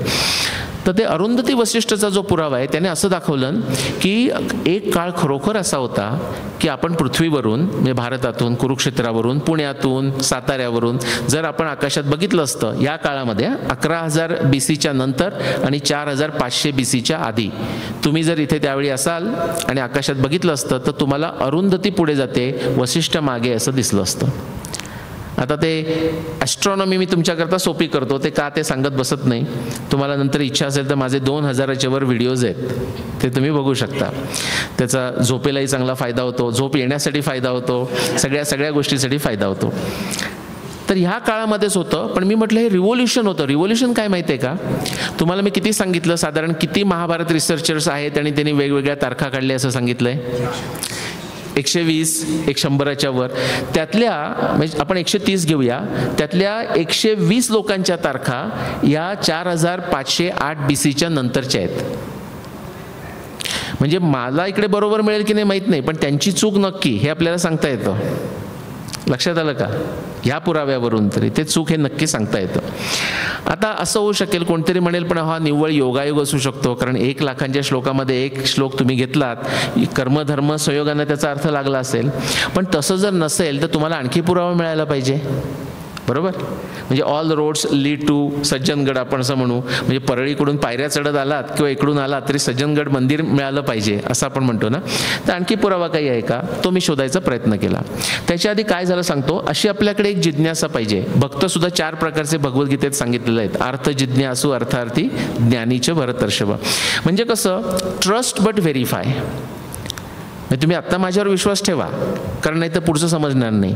पण नंतर असं मनात विचार आला पाहिजे की खरोखरच ते बरोबर सांगत होते का? मी एकदा जाऊन बघतो किंवा मी एकदा जाऊन बघते, थोडंसं ॲस्ट्रॉनॉमी करून बघते, असं केलं पाहिजे.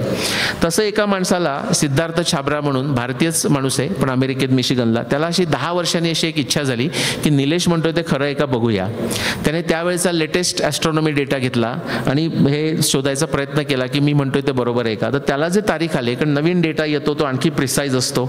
ओके, त्याच्यामध्ये त्याला ज्या तारखा आल्या ते 10,248 BC, 4636 BC आहे. म्हणजे इंटरव्हल तोच, पण आणखी थोडासा इंटरव्हल आला की एवढ्याच काळात अरुंधती पुढे दिसेल. त्याच्यामध्ये 5561 आत आहे, म्हणजे आपल्याला प्रॉब्लेम नाही. आता हे जो त्यांनी इंटरव्हल छोटा केला हे चांगलं का वाईट? चांगलं, कारण आपल्याला शोधायचं आहे आता कमी, आपली गंजी जी गवताची आहे ती छोटी झाली अशा अर्थानं. ठीक आहे, पण हा एक निव्वळ योगायोग असेल का? हे तुमचं टेक्निकल ज्यांना हवं असतं, म्हणजे मॅथमॅटिक्स, ॲस्ट्रॉनॉमी, त्यांच्याकरता हा जो एक्स अक्ष आहे ना, एक्स ॲक्सिस, त्याच्या खाली जेव्हा लाईन जाते ना, ब्लू किंवा ती ऑरेंज डझंट मॅटर, ती जेव्हा लाईन खाली जाते त्या काळामध्ये अरुंधती तुम्हाला वसिष्ठाच्या पुढे चालताना दिसते. ज्यांना ॲस्ट्रॉनॉमीमध्ये खूप इंटरेस्ट असेल त्यांच्याकरता. ओके, आता हा कोइन्सिडन्स असेल का? तर त्याच्याकरता मी तुम्हाला सांगितलं ट्रस्ट बट व्हेरीफाय. ठीक आहे, छान मिळालं, पण आणखी काही पुरावा मिळतो का बघूया. सगळ्यांना भीष्माची कथा माहिती आहे. भीष्म हा कौरवांचा जनरल होता. पहिले 10 दिवस त्यांनी युद्ध केलं आणि 10 दिवस युद्ध झाल्यानंतर ते 10व्या दिवशी युद्धामध्ये पडले. आणि त्यांना जी सिद्धी होती त्यात मी फार जात नाही, की त्यामुळे ते इच्छामरणी भीष्म असं आपण म्हणतो, त्यामुळे ते उत्तरायणापर्यंत ते राहू शकत होते. का राहू शकत होते वगैरे आपण त्यात जाऊया नको. ज्यांना थोडासा इंटरेस्ट असेल ते भगवद्गीतेचा 8वा अध्याय वाचू शकतात. ओके, म्हणजे केव्हा मृत्यू यावा वगैरे. पण त्यात काही आणखी बऱ्याच योगाच्या बऱ्याच कल्पना आहेत, त्यात आपण जाऊया नको. पण इतिहासाच्या दृष्टीने आपण असं घेऊया की ते 10व्या दिवशी युद्धाच्या खाली पडले आणि त्यानंतर ते उत्तरायणाच्या दिवसापर्यंत ते वाट बघत होते. आता आपण गीता जयंती सगळी साजरी करतो. गीता जयंती केव्हा होते, केव्हा आपण साजरी करतो? मार्गशीर्ष महिन्यामध्ये, मार्गशीर्ष शुक्ल एकादशी. आणि तो मार्गशीर्ष सध्या इंग्लिश कॅलेंडरमध्ये केव्हा येतो अंदाजे? नोव्हेंबर डिसेंबरमध्ये येतो. म्हणजेच हेमंत ऋतूच्या शेवटी येतो तो, म्हणजे उत्तरायणाच्या वेळीच येतो जवळपास. ओके, आज जर महाभारत झालं असतं, एक दिवस झालं, गीता झाली, त्यानंतर 10 दिवसांनी भीष्माचार्य पडले आणि त्यांनी बघितलं असतं, अरे आलं झालं की उत्तरायण, बाय मी चाललो. असं म्हटलं असतं, पण तसं त्यांनी म्हटलेलं नाही. महाभारत सांगतं 10व्या दिवशी भीष्माचार्य युद्धात पडल्यानंतर मार्गशीर्षामध्ये युद्ध सुरू झालं, त्यानंतर ते 95 दिवसापेक्षा जास्त काळ शरशय्येवर पडलेले होते. हे सगळे त्यातले पुरावे आहेत. 100च्या वर पुरावे आहेत आपल्याकडे. भीष्म पर्वात सुरू करून अगदी अश्वमेध पर्वापर्यंतचे 100च्या पेक्षा जास्त पुरावे आहेत. ह्याचं ॲस्ट्रॉनॉमी परत तुम्हाला मी कॉम्प्लिकेटेड घेऊन जात नाही, पण त्याचा मतितार्थ तुम्हाला सांगतो. आपण अरुंधती वसिष्ठचं बघितलं, आपण हे स्टॅक शोधतोय. मग निडल शोधायची, निडल दाखवलेली आहे तुम्हाला. जर भीष्म निर्वाणाचा तुम्ही हा जो पुरावा मी आत्ता दाखवला तो जर तुम्ही घेतलात तर तुम्हाला हा काळ येतो की महाभारत युद्ध हे फक्त याच काळात होऊ शकतं. एक सहज समजलं तर मी प्रयत्न करून बघतो.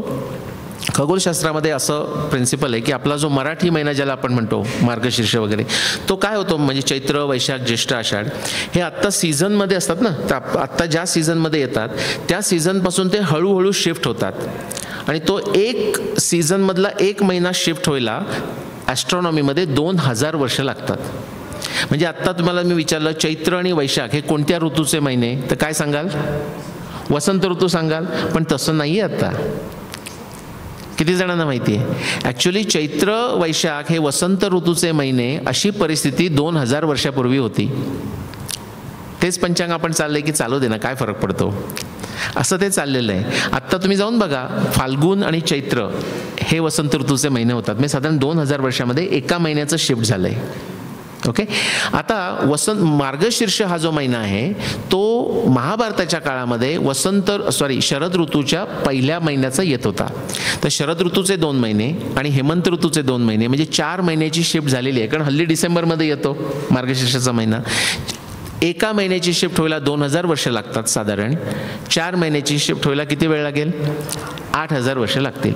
त्याच्याप्रमाणे आपल्याला सांगता येते की साधारण महाभारत 8000 वर्षापूर्वी झालं. आपले सगळे ठोकताळे आपले जे असतात ना ते सगळे तुम्हाला तिथेच घेऊन जात आहेत.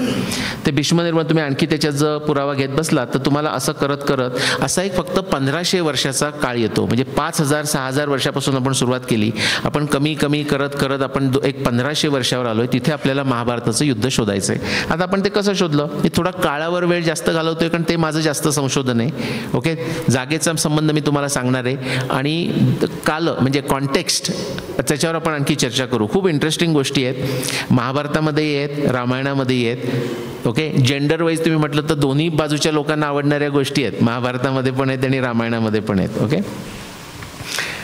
आता स्पेसिफिक इयर कसं काढलं ते थोडंसं अगदी सोप्या भाषेत सांगायचं तर जसं आपण जिक्सॉ पझल सोडवतो, सगळ्यांनी सोडवलेलं आहे. आपल्या राज्याचा नकाशा असतो आणि प्रत्येक जिल्ह्याचा असतो किंवा देशाचा नकाशा आणि राज्य असतो. ते आपण साधारण शेप बघून हा इथे फिट होतोय, इथे फिट होतोय असं करतो. तसंच दुसरी आपण एक गोष्ट करतो म्हणजे शब्दकोडं. शब्दकोड्यामध्ये उभे आणि आडवे क्लूज दिलेले असतात, राईट. आणि ते असं काही त्याला नियम नाही की पहिल्यांदा नंबर 1 तोच आधी शोधला पाहिजे असं काही नाही. कुठेही सुरुवात करा तरी ते तुम्हाला कोडं तसंच सुटतं. त्याचं उत्तर एकच आहे शब्दकोड्याचं. हे जसं किंवा जिक्सॉ पझल तसं महाभारताच्या बाबतीमध्ये 300, आत्ता मी तुम्हाला किती दाखवले? साधारण 100 दाखवले, आणखी 200 राहिलेले आहेत.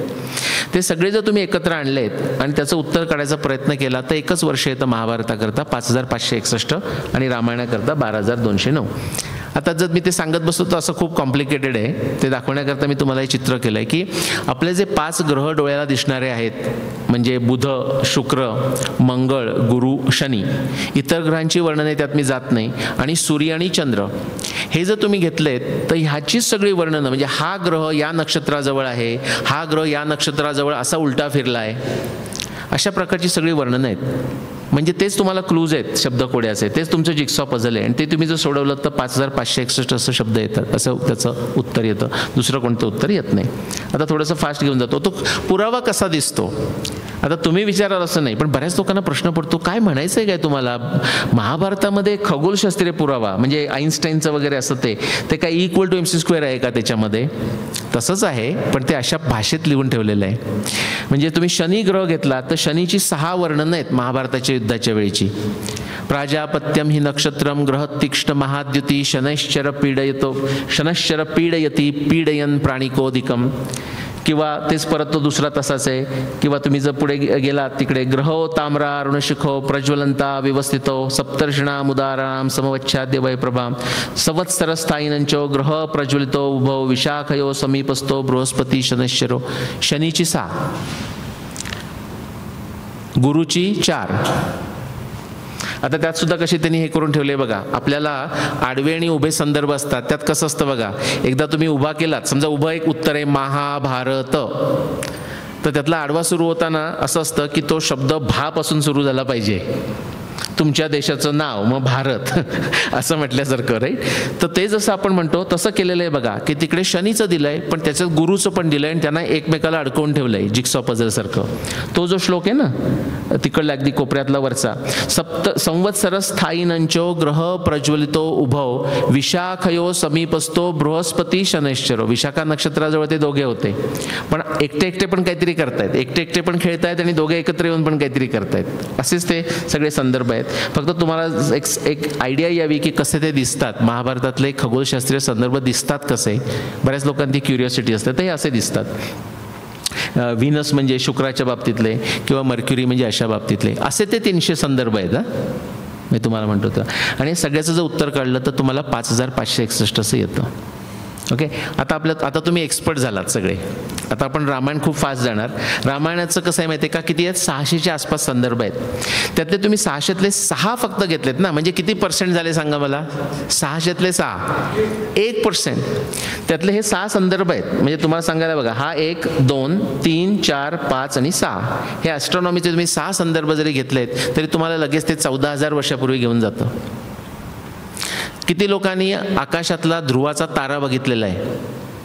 ओके. तो किती लोकांना हे माहिती आहे की ध्रुवाचा तारा तो सुद्धा बदलतो.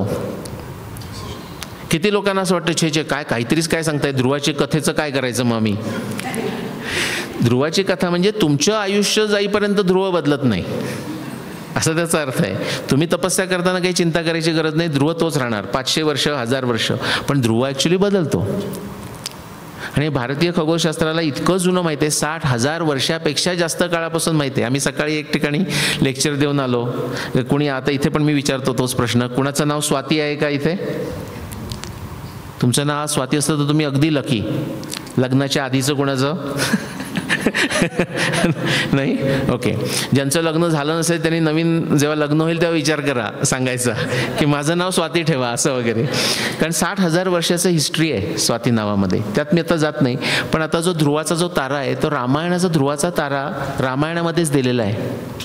तो जरी तुम्ही एक श्लोक वाचलात तरी लगेच तुम्हाला 12,000 BCला जावं लागतं, 14,000 वर्ष मागे जावं लागतं. हा जो वरचा दिसतोय ना, ब्रह्मराशीर विशुद्धश्च शुद्धाश्च परमर्षया अर्चिष्मंतः प्रकाशन्ते ध्रुवम सर्वे प्रदक्षिणम. किंवा असं होतं जेव्हा अभिजित किंवा ब्रह्मराशी हा जेव्हा उत्तरेला ध्रुव तारा होतो, बरोबर त्याच वेळी अगस्त्यचा तारा ऐकलंय तुम्ही, कॅनोपस असं नाव आहे. बरोबर हा बघा, हा ध्रुवाचा बिंदू हा दक्षिण गोलार्धातला आणि हा अगस्त्याचा तारा. हा ध्रुवाचा बिंदू उत्तर गोलार्धातला आणि हा अगस्त्याचा तारा. आत्ताचा ध्रुव आपला हा आहे, दिसला का, हा ध्रुव आहे. आणि बरोबर त्याच्या विरुद्ध हा ब्रह्मराशी किंवा अभिजित तारा आहे. आणि हे पूर्ण सायकल करायला 26,000 वर्ष लागतात.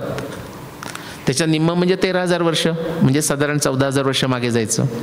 नुसता तो श्लोक घेतलात तरी तुम्हाला कळेल की कमीत कमी तुम्हाला 14,000 वर्ष मागे जायचं आहे. ओके.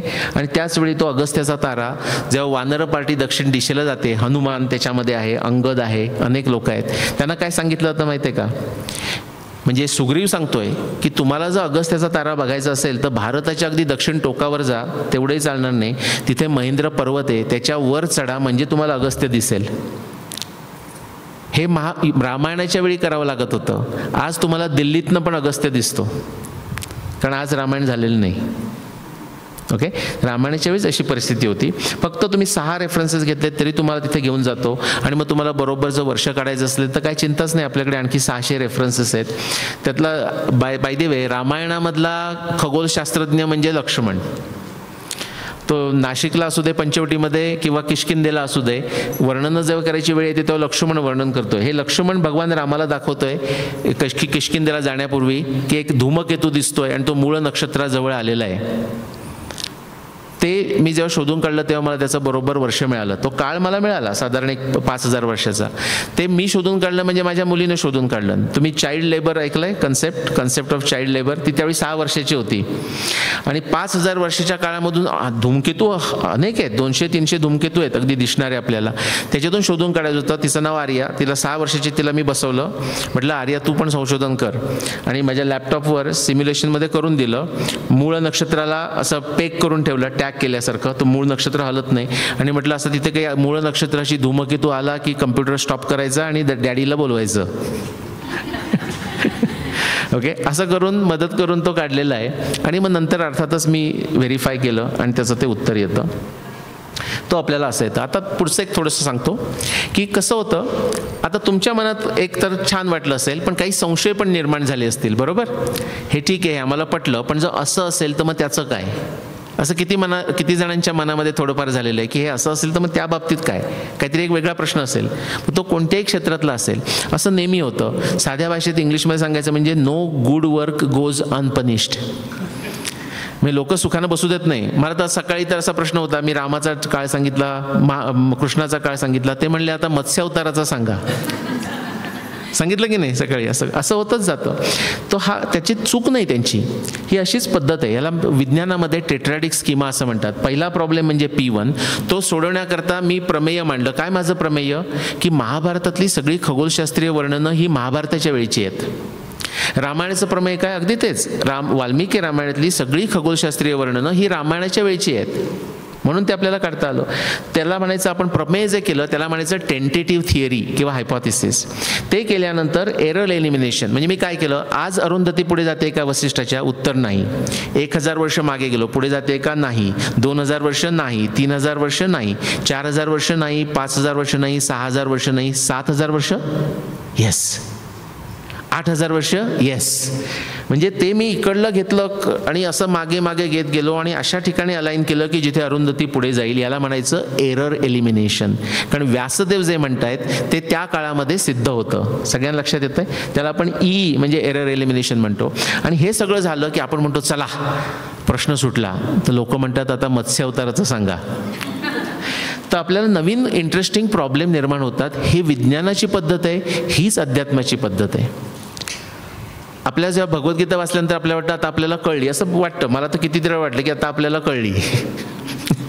मग नंतर लक्षात येतं काही कळली नाही. म्हणजे कळली नाही असं नाही, जे कळलंय ते कळलंय, पण कितीतरी पुढे कुणाला तरी एखाद्या चांगल्या भगवद्गीतेच्या अभ्यासकाला ऐकावं तर बापरे हे आपल्याला कधी सुचलंच नव्हतं, कधी कळलंच नव्हतं. तसंच विज्ञानामध्ये होतं. त्या अर्थानं विज्ञान आणि अध्यात्मामध्ये काडीचा फरक नाही. हा सुद्धा फरक आहे असं आपल्याला दाखवलं गेलं. कारण युरोपमध्ये तसं बायफर्गेशन होतं, स्टेट आणि काय म्हणूया चर्च. याच्या आपल्याकडे तसं कधी झालेलंच नाही.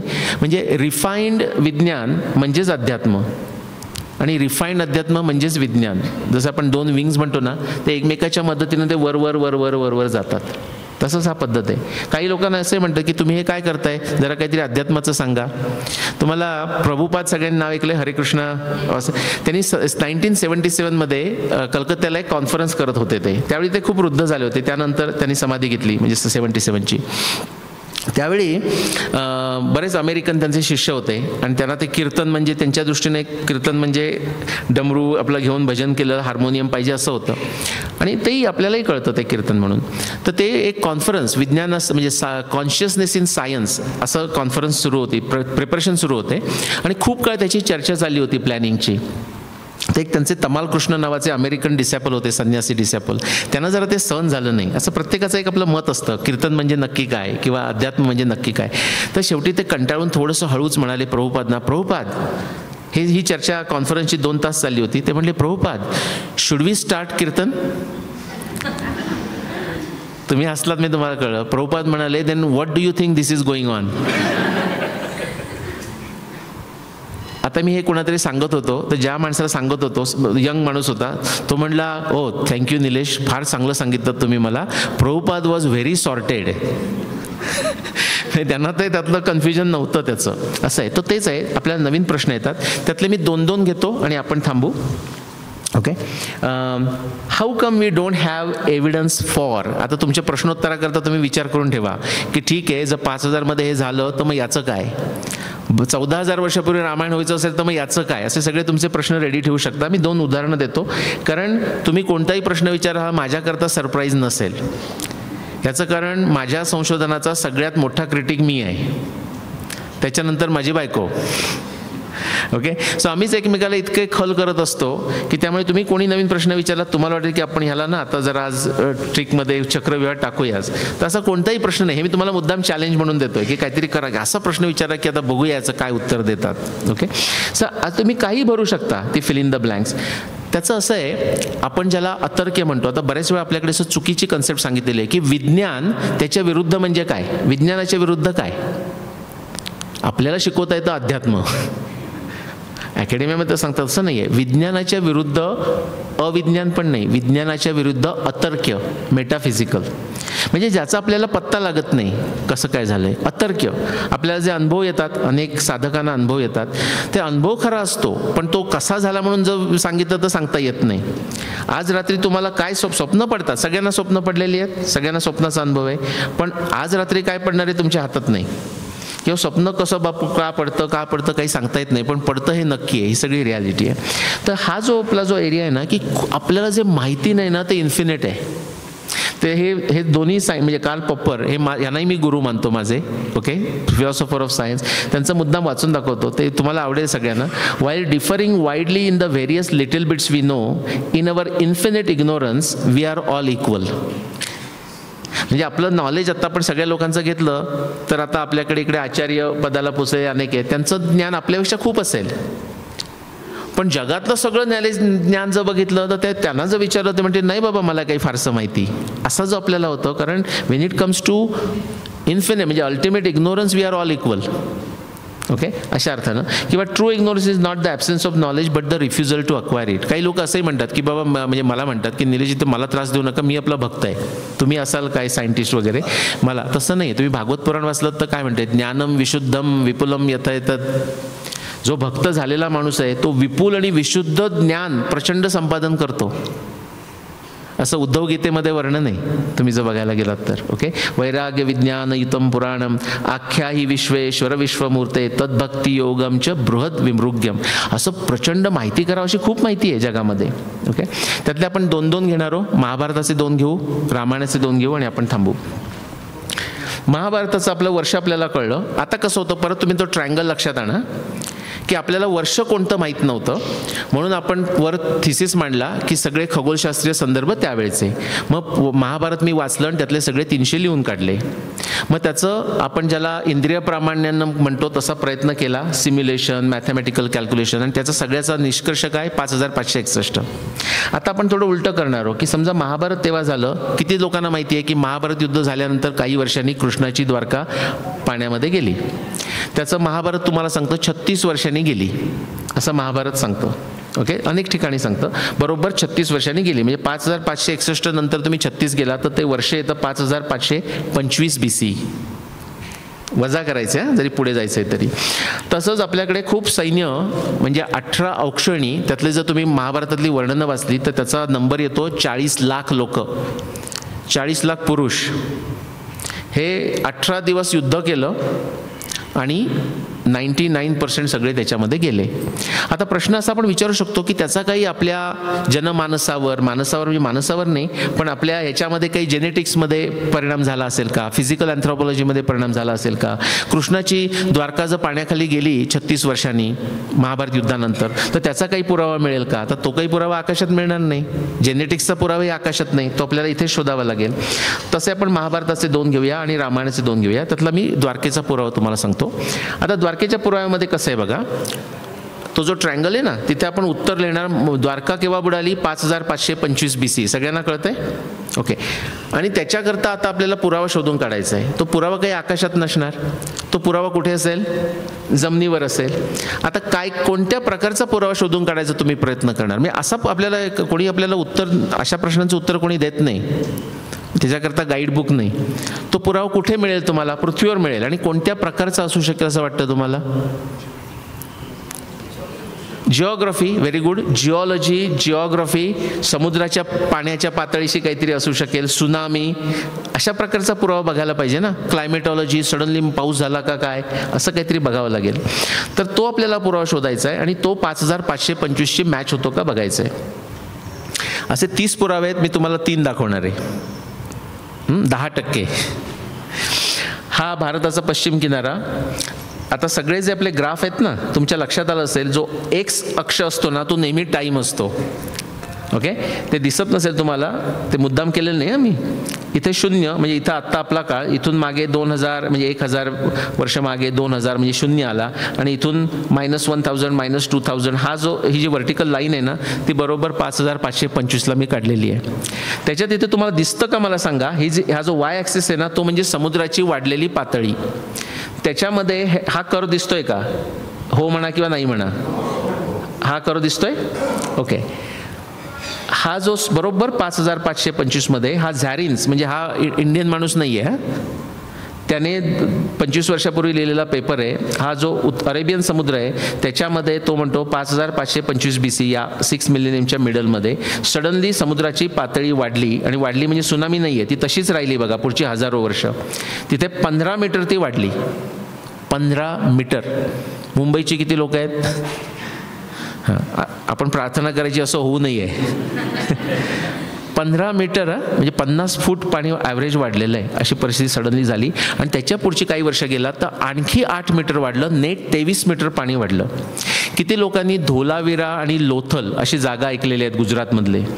किती लोक गेलेली आहेत? तुम्ही गेलेला आहात? ओके, ते एक्सपर्ट बघून ठेवा. सगळे धोलावीरा लोथलचे प्रश्न त्यांना विचारायचे नंतर.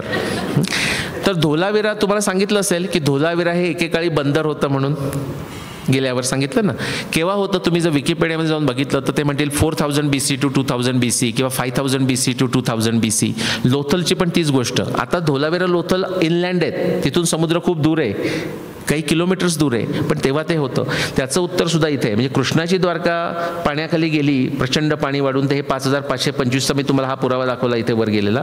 पण त्याच्यानंतर आत्ताची समुद्राची जी पातळी आहे पश्चिम किनाऱ्यावर त्याच्यापेक्षा सुद्धा +3 ॲव्हरेज मीटर पाणी वर गेलेलं आहे इथे, आणि ते तसंच राहिलं पुढची 2000 वर्ष. दिसतोय माझा ॲरो? दिसतोय तुम्हाला? हां, तसंच राहिलं. आणि मग पुढे मी ॲरो खाली केला आहे. 2000 BC नंतर पाणी खाली यायला लागलं. खाली यायला लागलं म्हणजे काय? तिथून ते दूर दूर जायला लागलं धोलावीरापासून लोथल, म्हणून ती आता बंदरं नाहीत. म्हणजे कृष्णाच्या द्वारकेचा आपल्याला पुरावा मिळाला, पण धोलावीरा आणि लोथल ही बंदरं का होती आणि आता ती का नाहीत आणि ती केव्हा होती याचा पुरावा सुद्धा हाच ग्राफ तुम्हाला दाखवतो. ओके, आता तुम्हाला आणखी 1-2 दाखवतो. पूर्ण जर जगभर तुम्ही गेलात, हा जो कृष्णाची द्वारका जेव्हा गेली ना, हा जो काही झालं होतं हे जगभर झालेली घटना आहे. म्हणजे क्रिकेट किती लोक फॉलो करतात उत्साहानं, त्यांना हे सगळे देश कळतील. वेस्ट इंडिजमध्ये तुम्ही जर गेलात, हा पॉल ब्लँचॉन आणि जेम्स शॉ, म्हणजे मी जिथे मास्टर्स केलं कॅनडामध्ये, बरोबर त्याचवेळी तो PhD करत होता. आता तो मेक्सिकोमध्ये प्रोफेसर आहे.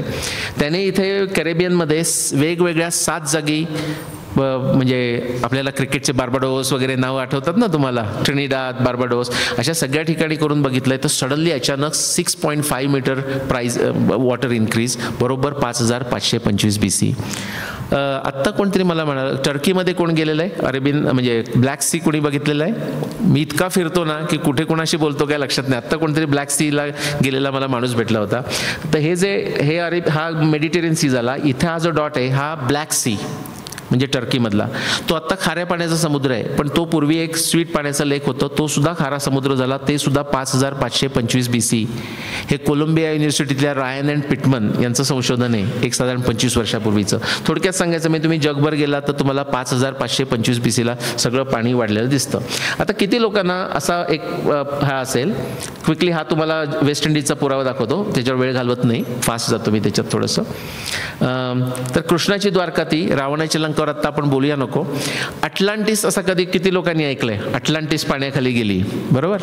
आता तुम्ही काय ऐकलंय अटलांटिसचं? की प्लेटोने हे लिहून ठेवलंय.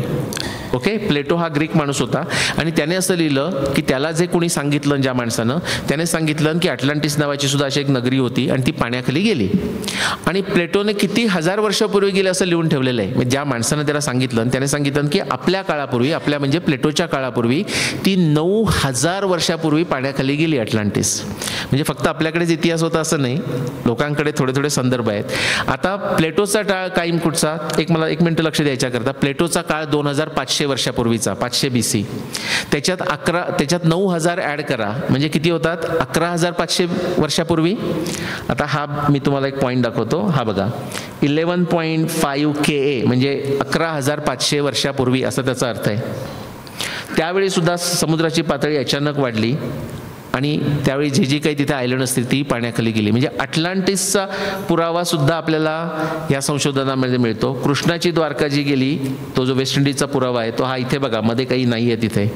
आणि रावणाची लंका ही सुद्धा पाण्याखाली गेली. आता हे वाल्मिकी रामायणात नाही आहे, पण तुम्ही केरळमध्ये गेलात, तुम्ही गुजरातमध्ये गेलात तर तिथली जी काय म्हणूया आपण जी सामान्य लोकांची जी स्मृती आहे त्याच्यामध्ये, डांगमध्ये मी गेलो होतो मागच्या जूनमध्ये, सामान्य लोकांच्या स्मृतीमध्ये असं आहे की रावणाची लंका पाण्याखाली गेली भगवान रामानं रावणाला मारल्यानंतर, आणि फक्त ते जे शिखर आहे ते फक्त पाण्याच्या वर होतं. आता ह्याच्यात थोडीशी अतिशयोक्ती उपमान असेल, पण सांगायचा मुद्दा असा की सगळ्यांना असं तो फ्लड आला किंवा पाणी वर वाढलं असं माहिती आहे. गुजरात म्हणजे बिझनेसमन असं आपण म्हणतो की नाही, गुजरातमध्ये बिझनेसमनमध्ये जर तुम्ही मांडवी वगैरे एरियात गेलात, कच्छ वगैरे त्या एरियामध्ये, तर असं आहे कुणाचा बिझनेस अंतुबर्वा तुम्हाला माहीत असेल तसं, तर कुणाचा बिझनेस बेली अप गेला ना की ते म्हणतात की रावणाची लंका पाण्यात गेली तसा याचा बिझनेस पाण्यात गेला. म्हणजे उपमानामध्ये सुद्धा ते वापरतात, तो सुद्धा पुरावा आपल्याला मिळतो. थोडं फास्ट जातो. आणि दुसरं, किती लोकांना असं आत्तापर्यंत ऐकलं असेल की महाभारत 5000 वर्षापूर्वी झालं. अगदी तुमची दृढ समजूत सुद्धा असेल, कारण त्याच्यावरनंच युग सुरू झालं. युगाब्द 5126 वगैरे तुम्ही बघता. तर इथे तुम्ही जर महाभारताच्या 300 पुराव्यामध्ये एकही पुरावा असा नाही की त्याचा तुम्ही विज्ञानाच्या पद्धतीने अभ्यास केला तर ती तुम्हाला 3000 BC म्हणजे 5000 वर्षापूर्वी घेऊन जाईल, असा महाभारतामध्ये एकही पुरावा नाही. पण कृष्णाची द्वारका हा इंडोनेशियाचा पेपर आहे, तिथे सुद्धा 3500 BC ते 1500 BC, त्याच्यातच इथे 3000 BC म्हणजे 5000 वर्षापूर्वी आलं. समुद्राचं पाणी 1 इंचानं सुद्धा वर गेलेलं नाही त्या काळामध्ये, असा पुरावा आहे. तिथे मध्ये मी फ्लॅट दाखवतोय ना, हा जो फ्लॅट दिसत असेल हा कृष्णाच्या द्वारकेचा पुरावा आहे. पण तिथून वर आलात आपल्याकडे, ही 2004ची सुनामी आंध्र प्रदेशमधली, तिथे मध्ये जो हा काळ आहे इथे अगदी फ्लॅट आहे, तिथे काही झालेलं नाही. म्हणजे आपल्याला उलटा पुरावा पण मिळतो की 3000 BC मध्ये होऊ शकत नाही महाभारत, कृष्णाची द्वारका जाऊ शकत नाही, अशा पद्धतीचं. क्विकली जेनेटिक्सचं हे करतो. किती लोकांनी बघितलेलं आहे माझा जेनेटिक्सचा व्हिडिओ? नाही, थोडंसं सांगतो, अगदी लाईटली घ्या. आपल्याकडे परत एक्स ॲक्सिस म्हणजे हा काळाचा अक्ष आहे. 1,50,000 वर्षाचा डेटा आहे किंवा मॉडेलिंग आहे. विज्ञानाची काय प्रगती आहे ती सुद्धा बघा. 1,50,000 वर्ष. आता हा जो नंबर तुम्हाला नीट दिसत नाही आहेत, हा इथे 4 दिसत असला तर इथे 3 आहे. म्हणजे ही जी लाईन दिसते ना मोस्ट ऑफ द टाईम 3. आता हे म्हणजे कसं आहे माहिती आहे का, आपण असं करूया की समजा जेनेटिक्स, हा जेनेटिक्सचा पुरावा आहे. हा एक्स ॲक्सिस म्हणजे टाईम झाला आणि वाय ॲक्सिस म्हणजे काय ते तुम्हाला सांगतो की तो रेशो आहे. म्हणजे एक्स क्रोमोसोम्स सगळ्यांना माहिती आहे आणि वाय क्रोमोसोम्स, म्हणजे वाय म्हणजे मेल क्रोमोसोम्स, एक्स क्रोमोसोम्स म्हणजे मॅट्रिलिनियल क्रोमोसोम, मदरचा क्रोमोसोम्स आपण म्हणूया. तर जनरली काय असतं, त्याचा जो रेशो असतो ना, म्हणजे व्हेरिएशन, व्हरायटी, विविधता एक्स क्रोमोसोमची ती 3 असते, 3च्या जवळपास, आणि वाय क्रोमोसोमची 1. म्हणजे त्याचा रेशो घेतलात तर ती का कळली तुम्हाला? म्हणजे आत्ता समजा आपण हे घेऊया, माझ्या ओळखीचे मित्र आहेत म्हणून मी त्यांचं नाव घेतो. आपल्याबरोबर श्री वाघ आलेले आहेत इथे पुण्यावरून. ओके, तर समजा सगळ्यांनी ओळख झाली वाघांची? नाही, घाबरायचं कारण नाही, नावावरून घाबरायचं कारण नाही. ओके, सरकारी वाघ आहेत. तर तर आज ते एकटेच आलेत, पण समजा ते त्यांच्या म्हणजे पत्नीबरोबर आले असते आणि थोडे उशिरा आले असते समजा, त्यामुळे. तर आपण काय असतं, समजा आपण जर ते एकत्र आले तर आपण काय म्हणू, अरे वा मिस्टर आणि मिसेस वाघ आले, जरा थोडा उशीर झालाय पण आले, असं आपण म्हणू. पण तुम्ही जर मॉलिक्युलर जेनेटिस्ट सायंटिस्ट असाल ना, तर तुम्ही तसं मिस्टर वाघ मिसेस वाघ म्हणत नाही. ते दोघे एकत्र आले तर आपण म्हणू, म्हणजे मॉलिक्युलर जेनेटिस्ट म्हणतो 3 X आणि 1 Y आत आले, कारण स्त्री म्हणजे XX आणि पुरुष म्हणजे XY असं ते वर्णन आहे ना. म्हणून तो जेव्हा काही होत नसतं तेव्हा तो 3:1 रेशो असतो. पण जर काहीतरी विशेष जगामध्ये एखाद्या ठिकाणी जर झालं, घटना झाली, देश काल पात्र असं काहीतरी विशेष झालं, तर तो रेशो बदलतो. त्यातले अनेक रेशो बदललेत, फक्त मला तुम्हाला फोकस करायचं या रेशोवर. ओके, हा जो प्रचंड सगळ्यात मोठा जो पीक आहे ना, त्याचा जर तुम्हाला काळ काढायचा असेल, त्याच्यावरून तुम्ही सगळ्यांना अक्ष वाचता येतो, लाईन जर खाली काढली तर ते जे वर्ष येतं ते 7500 वर्षापूर्वी काही झालेलं माहिती आहे तुम्हाला? महाभारत झालं असं आपण आता चर्चा करतोय. पण आणखी 2 प्रश्न विचारायला पाहिजेत. 7500 वर्षापूर्वी सडनली काहीतरी झालं. आता तो रेशो जेव्हा वर जातो तेव्हा काय होतं? जो रेशो आहे त्याच्यामध्ये विविधता एक्स क्रोमोसोमशी डिवायडेड बाय वाय क्रोमोसोमची विविधता. तर वाय क्रोमोसोमची विविधता जर कमी झाली तर रेशो वर जाणार. सगळ्यांना कळतंय थोडंसं? ओके. आता महाभारत युद्ध आपण घेऊया. 4 मिलियन म्हणजे 40 लाख पुरुष कुठून आलेले? आता ते आठवून बघा. सिरियापासून आलेले ते अगदी इंडोनेशियापर्यंत हे सगळे 18 दिवस युद्धामध्ये गेले. मुख्य लोक भारतातली, मेजॉरिटी भारतातली, बाकीचे 10, 20, 30% असतील. 18 दिवशी युद्ध केले आणि सगळे गेले असं आपण समजूया. त्याचा काय परिणाम झाला असेल? त्याचा परिणाम हा झाला. आता हा जो पेपर आहे हा 2015चा मोनिका कार्मिन आणि आणखी 90 जेनेटिसिस्ट अशा लोकांचा पेपर आहे. त्यांना महाभारताशी काही देणं घेणं नाही. जगातला सगळा डेटा घेऊन त्यांनी काढलेला आहे आणि तो हे दाखवतात की तो जो रेशो आहे ना तो 17:1 शूटअप झाला. म्हणजे पुरुषातल्या जी विविधता वाय क्रोमोसोमची इतकी कमी झाली, स्त्रियांची वाढली नाही, स्त्रियांची जी आहे तीच झाली, ती कमी झाली आणि तेवढा फरक पडला. आपल्याला केव्हा झालं कळलं? 7500 वर्षापूर्वी. पण जसं भूकंप झाल्यावर आपण 3 प्रश्न विचारतो. केव्हा झाला, किती सिरियस होता आणि कुठे झाला, म्हणजे एपी सेंटर कुठे होतं. ह्या 2 प्रश्नांची उत्तरं दिली. किती सिरियस? 17:1, 3:1च्या ऐवजी. केव्हा झाला? 7500 वर्षापूर्वी. शेवटचा प्रश्न कुठे झाला, म्हणजे एपी सेंटर कुठे. तर हा जो पेपर आहे तो तुम्हाला सांगतो त्याचा एपी सेंटर भारत. म्हणजे त्याचा मुख्य जो धक्का होता हा भारताला होता. त्याचा मी तुम्हाला आता पुरावा म्हणून दाखवतो. हा जो ग्राफ आहे तो खूप कॉम्प्लिकेटेड आहे म्हणून मी त्याला हाईड करणार आहे. Let me see if I can do that. Okay. त्यातला हा जो साऊथ एशिया म्हणजे भारत, त्यातला तो जो कलर आहे तो लक्षात, 1 मिनिट लक्ष द्या. तो ग्रीन जो कलर आहे ना तो सगळ्यात पहिल्यांदा खाली गेलेला दिसतोय तुम्हाला, डार्क ग्रीन. त्यानंतर तो तिथे जास्तीत जास्त काळ खाली राहिला आणि सगळ्यात शेवटी वर आला. हा जो झालेला आहे हा भारताचा डेटा आहे की तो जो रेशो जो बदलला ना तो सगळ्यात जास्त जो धक्का बसला तो भारताला बसला. आता पुढच्या याच्यामध्ये मी हाईड करतो म्हणजे तुम्हाला कन्फ्युजन होणार नाही, एवढ्यावरच फोकस करा. बाकीचे 2 रिजन मी तुम्हाला सांगितलं की जिथले लोक युद्धामध्ये आले होते ते कोणते होते सांगा? ते 2 कलरचे दिसत आहेत ना, जसा ऑरेंज कलर नियर ईस्ट म्हणजे मिडल ईस्ट, तिथून आलेला दुसरा नंबर खाली गेला आहे बघा ती लाईन. आणि तिसरी कुठची होती? साऊथ ईस्ट एशिया म्हणजे भारताच्या पूर्वेला. तो जो कलर आहे ब्लू कलर, निळा कलर, तो बघा तो तिसरा खाली गेला आहे. म्हणजे त्याच्यात तुम्हाला दिसतं कारण त्यांचा इफेक्ट कमी आहे भारतापेक्षा म्हणून तो कमी गेला आहे. आता पुढे तुम्हाला एक मोठा प्रश्न विचारणार आहे. आपण एक अवॉर्ड पण ठेवूया इंटरेस्टिंग. ओके. आत्ता ह्या माझ्या ड्रेसमध्ये माझ्याकडे पैसे नाहीत पण 500 रुपयाचा अवॉर्ड मी तुम्हाला देणार नक्की, प्रॉमिस. आता ह्याच्यानंतर काही खूप इंटरेस्टिंग झालं आहे कारण आपल्याकडे तो एक दुसरा महामूर्खपणा चाललेला आहे 300 वर्ष, म्हणजे आर्यन इन्व्हेजन थिअरी.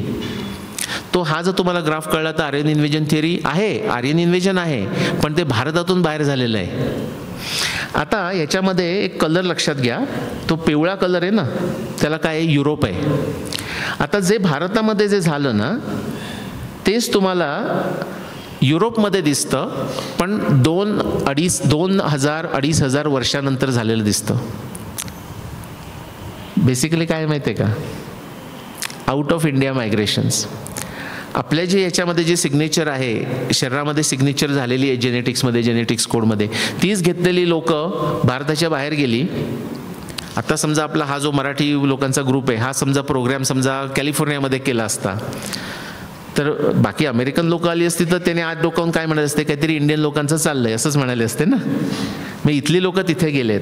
तसंच ती सिग्नेचर केलेली जी बाहेर लोक ॲग्रिकल्चर आणि सगळं घेऊन गेले, व्यापार करत गेले, त्यांनी तो घेऊन गेलेला येलो दिसतो तुम्हाला त्याच्यामध्ये. ओके. आणि आता क्विकली रामायणाचं पण घेऊया, थोडं फास्ट जातो. 4 सुळ्यांचे हत्ती झूमध्ये बघितलेत का तुम्ही? नाही, पण रामायणामध्ये आहेत, अनेक वेळा आहेत रामायणामध्ये. पण अगदी एक इन्स्टन्स घ्यायचा तर हनुमान जेव्हा लंकेमध्ये जातो माता सीतेच्या शोधामध्ये आणि सगळीकडे फिरतोय तर त्याला पुष्पक विमान दिसतं आणि रावणाचा पॅलेस दिसतो आणि त्याचं जे संरक्षण केलेलं आहे त्याच्यात सैनिक पण आहेत आणि 4 सुळ्यांचे हत्ती पण आहेत. तिथं वर्णन तुम्ही जर वाचलं तर 3, 4 आणि 5 सुळ्यांच्या हत्तीची वर्णन आहेत. आता डार्विन बाबा येण्याच्या आधी सगळे लोक म्हणत होते बघा हिंदुस्थानातले लोक काही लिहितात त्यांच्या ग्रंथामध्ये, पण डार्विननं तो इव्होल्युशनचा थिअरी मांडल्यानंतर सगळे जगातले लोक डिग करायला लागले जिकडे तिकडे, उपसायचं आणि काय मिळतं का बघायचं. आपल्याला गरज नाही, खरंच गरज नाही. मी तुम्हाला सांगतो आर्किओलॉजी डिपार्टमेंट बंद केली तरी काही फरक पडणार नाही. तुमच्या आर्किओलॉजी मित्रांना अकॅडमीमध्ये जाऊन मुद्दाम सांगा की निलेश ओ कसं म्हणतो, काही फरक पडणार नाही. म्हणजे फायदा होतो का? फायदा होतो, पण तो अगदी अल्प फायदा आहे. याचं कारण आपल्याकडे ग्रंथ आहेत, बाकी जगात कुठेही ग्रंथच नाहीत त्यांच्याकडे राहिलेले. म्हणून तर 4 सुळ्यांच्या हत्तीची वर्णन आहेत. तर आपल्याला असं कळतं की ते जे हत्ती आहेत ते 9000 BC म्हणजे 11000 वर्षापर्यंत होते. आणि रामायणाचा काळ किती वर्षापूर्वीचा? 14000 वर्षापूर्वीचा. तेव्हा ते होते. त्याच्यात आश्चर्य वाटायचं काही कारणच नाही आहे. शेवटचं घेऊया. सुग्रीवाला जगाची किती माहिती होती. आता भारताचा शोध सुद्धा कुणी लावला माहिती आहे ना? Vasco da Gama, right. America, तो कोलंबस भारताचा शोध लावायला निघाला होता, पण तो दुसऱ्या दिशेने गेला आणि अमेरिका त्याला मिळाली. तो काय आपला प्रॉब्लेम नाही, चुकीच्या दिशेने गेला हा त्याचा प्रॉब्लेम आहे, राईट. असं तसं. पण जे लोकांना माहीत नव्हतं, अंटार्क्टिकाचा शोधसुद्धा मागच्या 200 वर्षाच्या आत लागला असं युरोपियन सांगतात. पण सुग्रीव, तुम्ही जर किष्किंधा खंडामध्ये गेलात आणि सर्ग 40, 41, 42, 43 जर तुम्ही वाचलेत तर तुमच्या लक्षात येईल सुग्रीवाला जगाचं किती ज्ञान होतं. तर सॉरी, 1 मिनिट बॅक जातो. त्याला दक्षिण अमेरिकेच्या अँडीज माउंटनपासून ते स्वित्झर्लंड, युरोपातल्या अँडीजपर्यंत माहीत होतं. आणि वर सायबेरियामध्ये आर्टिक समुद्रापासून ते अंटार्क्टिका, इन्क्लुडिंग अंटार्क्टिका माहीत होतं. जर विश्वास नसेल तर नंतर जायचं, किष्किंधा कांड उघडायचं, गुगल अर्थ एका बाजूला ठेवायचं आणि वाचत जायचं. किंवा सोपा उपाय आहे, यूट्यूबवर जायचं, सुग्रीवाज ॲटलास टाईप करायचं, निलेश ओक, आणि एक साधारण 3 तास बघत बसायचं. ओके. आणि ते आपल्याकडून लोक कशी गेली याचा पुरावा आपल्याला मिळतो. तिकडे लोक किती जुन्या काळापासून आहेत हे मिळतं. आत्ता मुग्धाताईंनी वर्णन केलं ते ट्रायडंट. ज्यांनी माहीत असेल त्यांनी माहीत असेल, ज्यांना नसेल, हा परूमधलं स्ट्रक्चर आहे. आणि जेव्हा युरोपियन म्हणजे स्पॅनिश लोक तिथे गेली, त्यांनी हे स्ट्रक्चर बघितलं. तिथल्या लोकल त्यांना पण इंडियन्सच म्हणतात. अयामारा, केचवा, सगळे जगभर इंडियन्स आहेत. म्हणजे आपण आत्ता गेलेले नाही, मागच्या 500 वर्षातले, आधीपासून सगळे. ऑस्ट्रेलियात आत्ता मी जाऊन आलो महिनाभर, त्यांना पण इंडिजिनस हा जो शब्द आहे त्याच्यातच इंडिया आहे बाय द वे, इंडिजिनसमध्ये. तर हे जे स्ट्रक्चर आहे, त्यांनी विचारलं हे कुणी केलं, तुम्ही केलं का? ते म्हटले नाही बाबा, आम्ही बाबा नाही केलं. मग तुमच्या आजोबांनी केलं का? नाही केलं. पण त्याचं वर्णन रामायणामध्ये आहे. जेव्हा सुग्रीव सांगतोय पूर्व दिशेला जाणाऱ्या लोकांना कुठपर्यंत जा किंवा कुठपर्यंत जाऊ शकता, पूर्व दिशा कुठे संपते, त्याचं वर्णन त्यांना काहीच माहिती नाही. पण इथे वर्णन बघा, तुम्हाला ज्यांना संस्कृत कळतं किंवा मराठी कळतं त्यांनाही संस्कृत कळायला पाहिजे. हे जर तुम्ही स्ट्रक्चर बघितलं आणि वर्णन जर वाचलं तर ह्याच्यापेक्षा त्याचं उत्तम वर्णन होऊ शकत नाही त्या स्ट्रक्चरचं. त्रिशिरा कांचनस केतुस तालस्तस्य महात्मना स्थापित पर्वतस्याग्रे विराजती सवेदिका.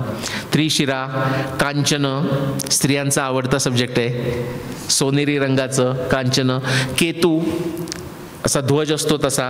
ताल, असा ताल वृक्षासारखा उंच असलेला. स्थापित पर्वतस्याग्रे, पर्वताच्या अग्रभागी त्याची स्थापना केलेली आहे, निर्माण केलेलं आहे.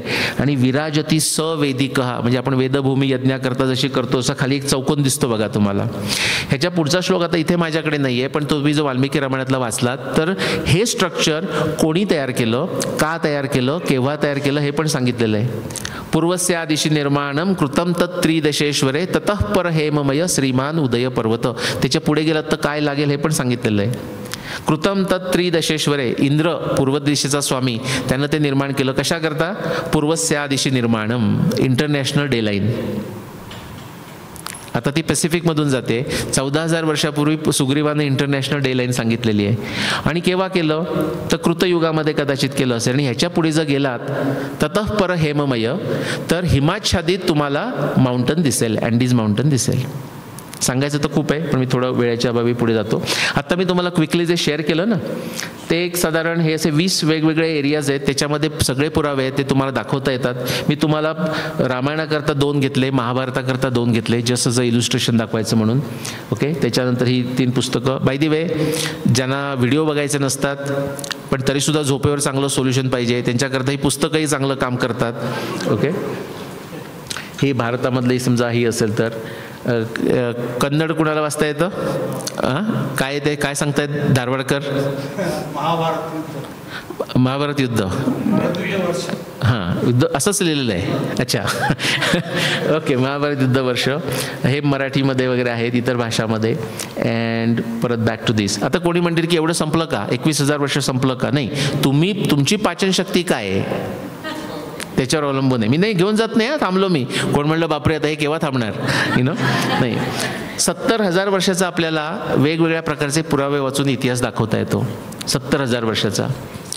आणि 70,000 वर्षाचं कोणतरी म्हणलं नाही नाही मी तयार आहे, पुढे 70,000 थांबलं का, तर तुम्हाला दाखवतो 2,20,000 वर्षापर्यंत आपल्याला मागे जाता येतं पुरावा घेऊन. ओके, पण जरी आपण 21,000 वर्ष ठरवलं किंवा 70,000 वर्षापर्यंत डायजेस्ट केलं आणि तुम्ही पुढे तुम्हाला कोणी विचारलं की आपली संस्कृती किती जुनी आहे आणि तुम्ही जर चुकीचं उत्तर दिलं नाहीत की 5,000 वर्ष आणि कमीत कमी सांगितलं 25,000, 35,000, 40,000, 70,000 सांगितलं, तर आज मी आता जे बोललो त्याचं सार्थक झालं असं मी समजेन.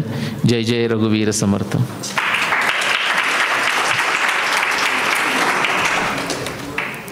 हे मी उंदीर प्रश्न विचारलात तर सांगेन. ओके, आता एक सांगून टाकतो कारण तुम्ही बघितलं म्हणून, की जो म्हणजे गणेशाचं वाहन जो डोमेस्टिक माऊस, हा जगभरचे जे डोमेस्टिक व्हरायटीज आहेत ना त्यांचा जो आपण आपलं कुलवृत्तांत असतो की नाही, प्रत्येक आडनावाचा कुलवृत्तांत असतो, ओक आडनाव वगैरे असे असतात, तसं जर उंदीर या आडनावाचा जर कुलवृत्तांत करायला गेला डोमेस्टिक उंदीरचा, तर त्याचं मूळ गाव येतं भारत. हा बॉर्न हॉमी या जर्मन सायंटिस्टचा 2007चा पेपर आहे आणि त्याच्यावर आता अनेक पेपर झालेले आहेत. आता हा डोमेस्टिक माऊस भारतातून गेला म्हणजे फक्त ITs जातात असं नाही बाहेर. याचं कारण माहिती आहे तुम्हाला, डोमेस्टिक माऊस याचा शेतीशी अगदी अन्योन्य संबंध आहे. तर शेती जशी बाहेर गेली त्याच्याबरोबर तो गेलेला आहे, किंवा व्यापार. भारताची जी प्रॉस्पेरिटी होती, यतो अभ्युदय निश्रेयस सिद्धी सधर्म, त्यातला अभ्युदय ही कशामुळे होती?